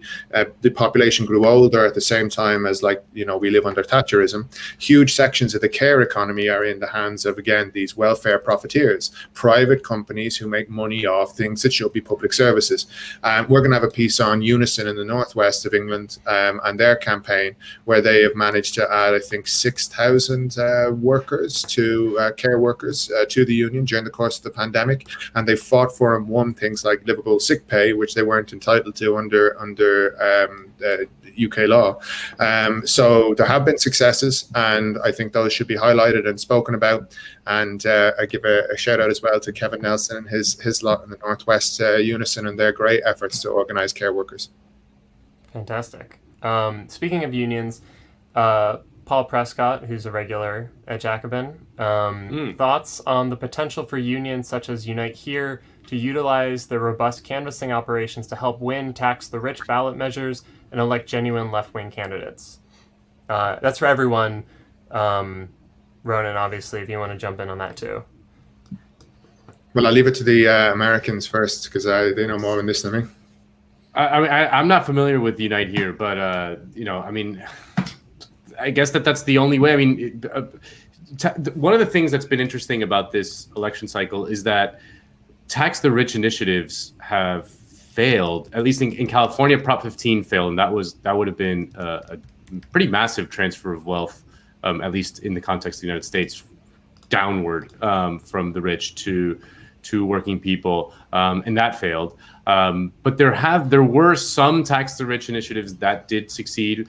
I believe in Arizona there was one that succeeded. And Arizona has seen some pretty significant organizing in the last several years, which is one of the reasons why, for example, like Latinos in Arizona did not break for Trump in the same way that they did in Texas or Florida. But yeah, I mean, it's just it's the age old solution to the age old problem. Yes, the trade unions revitalizing the trade union movement would go a long way to electing the next Bernie Sanders or instituting ballot measures that do actually tax the rich, because here in the United States, we just simply do not do that ever. Yeah, just to add my 2 cents to it, I mean, I don't think that it would hurt. And, in the context of the United States, we do have examples of what has worked. It's just that, unfortunately, what has worked is on the right. And so just take a step back and look at the various ways in which the right wing, through, a very long-term project that they committed themselves to, were able to basically take hold of power in various areas of our government. So with the Supreme Court, for instance, with federal judges, they're precise in their messaging. And I think that that's important. So I know right now there's this big debate about defund the police, and I go back and forth on it quite a bit. But I think that we need to have a little more analysis about messaging that appeals to a broader base of people. Ronan, I love what you mentioned during our interview regarding, we're not just trying to appeal to like-minded individuals. We're trying to persuade a broader group of people to come join us. And I think when you have messaging that hasn't really had any type of critical analysis, like defund the police, it can turn people off. You shouldn't be put in a position where you literally have to explain what defund the police means. And I find that, unfortunately, those are the conversations that are being had right now. Just this multi-pronged approach. We do need to care about electoral politics, even though, it's not my favorite topic to discuss. But we also need to talk about organizing workers. We do need to talk about general strikes and challenging the elite, the people with power, the people with capital. I just feel like right now we don't have a multi-pronged approach. So that's kind of where I'm at with that question. Right. And I'll just add, there's been some success in the last few years. I'm thinking of people like Dave Regan and a number of the healthcare workers on the West Coast, that they've been very active with ballot measures and have been successful in getting many of these passed. But it then kind of butts up against the limitations of federalism in the U.S. that, and then it comes back to everything that we've been talking about, that these like state-focused progressive efforts are going to have massive limitations, both in like what can go on a ballot measure, but then also like what fits within a state budget. And so this is something where I'm close to a lot of people who are doing work in New York and New York State for kind of incoming Democratic Socialist legislators to Albany, thinking about what can we get passed within the state government. And the thing is that I think Amber Lee Frost said this in her recent Jacobin piece, like there's no coincidence why a state like New York or a state like California, which like, you know, the reason why they have such a massive budget compared to other states, and you could conceive of the fact that they could have these state level programs, is the fact that like this is where capital lives. So like you're at the belly of the beast, and so like that on top of just federalism is so difficult to get our budgets, like our initiatives through these budgets. And so I think do it when you can. Obviously, you should push forward with these things, and the heart of all of this needs to be growing the union movement. But fundamentally, both like politically, like what it means to actually kind of wage the campaigns, and then also get these things passed. I think it still has to be at the national level. But that's my 2 cents. I know it's very different than what Ronan's probably familiar with in the UK. No, look, you know, you guys have a lower base with trade unions for a variety of reasons. We didn't have, for instance, McCarthyism on the same level that you did. There's the big reasons to do with the Cold War history of the States for why trade unions were so smashed. Because actually the interesting part of it is that for a long time, the US was as strong in terms of unionization, if not stronger than Britain in the early part of the 20th century, the late 1800s and so on, early part of the 20th century, and was pioneering with the likes of the early Wobblies and the IWW movement, all the rest of that.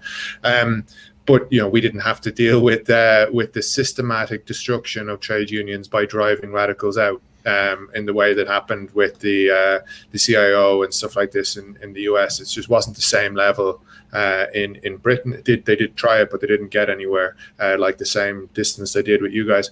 One of the interesting things I think about this, and I'll keep it short because I'm sure there's more questions, but it strikes me that I don't have the answer to it, but it strikes me that there's an interesting combination between the importance of the trade union movement and how the weakness that it has with young people and the need to revive the union movement, and the fact that right now so much of our like strongest and most engaged base on the left is young people. There has to be a way of matching those together. I understand the difficulties. Very often young people now are not only like outside of trade unions, but in lots of cases, like even their parents weren't in trade unions. It's like Britain. Whereas like in the past, they would have had an understanding what the union was about, the culture of it. They're in industries that are kind of new industries that don't have a union tradition. They didn't pick it up at the home. They learned nothing about it in school. And so, you know, where are you expecting people to pick up that they should be in a union? Well, we probably have to be the people who say that, and not just be in a union, because of course anyone can have a card. The point is to organize. And the point is to give people a sense that you're better off when you have some democratic representation in your workplace involving your colleagues than if you don't. And even if it might feel from time to time like, you know, your manager is a lovely guy, or he's, you know, really with us and trying to do his best, there will almost always come a moment in an employment situation where there'll be some instance, whether it's a case of someone being laid off, you know, can you get your days off? Is there a sick pay situation? Is there a harassment case? There will almost always come a time when you'll be better off being organized with your colleagues than not. And we have to be making that case. Yeah, and so there's another super chat question that's very generous from McMindfulness that I wanted to read, saying, how can immigrants be unionized when labor law is not being enforced in general? George Galloway calls mass immigration a form of class war. How can we strengthen conditions for all workers and prevent immigration from being used against solidarity? It's a massive topic, but and so that's worthy of an entire show in and of itself to go into. But let me say two things on that. So one thing I'll say in it is this: we can't give up the migration argument to the right wing's framing. I understand the arguments about undercutting, which can definitely and do happen. We can't give it up to the right wing's framing, because fundamentally, once you introduce the idea that the reason for low pay is not the fact that bosses are exploiting you, but the fact that someone else who's working alongside you, who's been brought in and exploited to an even greater degree than you, that it's their fault. Once you introduce that idea, then class consciousness, class solidarity is eroded. The fundamental idea of it begins to fall apart. So you can't go along that track. At the same time, there's no point in going into places, say, for instance, where there is a relatively strong union culture, and people are trying to attack it by using the fact that the labour laws aren't strong enough and that they can hire people to do the work for less. There's no point in going in there and moralising to people about that, and from that perspective. What you have to then do is make the case that the best way to beat back against this is to organize migrant workers into the trade unions and to try to fight for a situation where unions are understanding the way in which capital uses all labor, regardless of where people are from. They try to move labor around. It's a bit like the bogus self-employment thing we were talking about earlier. They try to put it in new conditions, in exceptional circumstances. Wherever there is a strong base of union representation, capital will try and surround that with all kinds of structures and factors that are going to undermine it, whether it be workers who are on lower pay, whether it be scabs who they can use during strikes, whether it be bogus self-employment that they can try and seduce some of the workers into. They will try and surround it, and you have to take on those factors. And that means that the union movement, rather than being sector by sector, or even worse, workplace by workplace, it has to see things from a class perspective. Trade unionists have to look around and say the working conditions on the other shops on my street, the working conditions in the other warehouses down the road impact us here, because if they can get away with paying next to nothing and having no healthcare protections and whatever else, well then our bosses will start doing it here too, because they're in competition, capitalists between themselves. So you have to have that perspective. Yeah, I think that's exactly well said. And it's a political question. It's incumbent on organizers to make the case for universal politics, universal values, and then say that, it's in your interest for us all to be, all the workers to be united in this fight. That, and it doesn't come natural to capitalism. So it has to be a political struggle. It has to be hard conversations with people to say solidarity is the better way out of this horrible predicament. I mean, it's just a big part of what we have to do all the time. Channel anger upwards, not down. Yeah, that's like the fundamental job of socialists. Yeah, and that was one of the things that kind of frustrated me about. There was like a left debate a few years ago on open borders and all that stuff, and there was this idea that capital was united in their love for open borders, and that strikes me as completely backwards.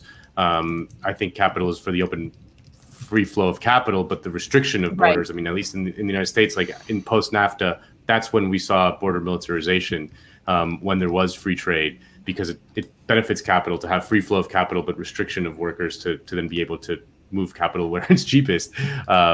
So we can't be moralistic about it either. No. Insofar as capital is for whatever weakens workers.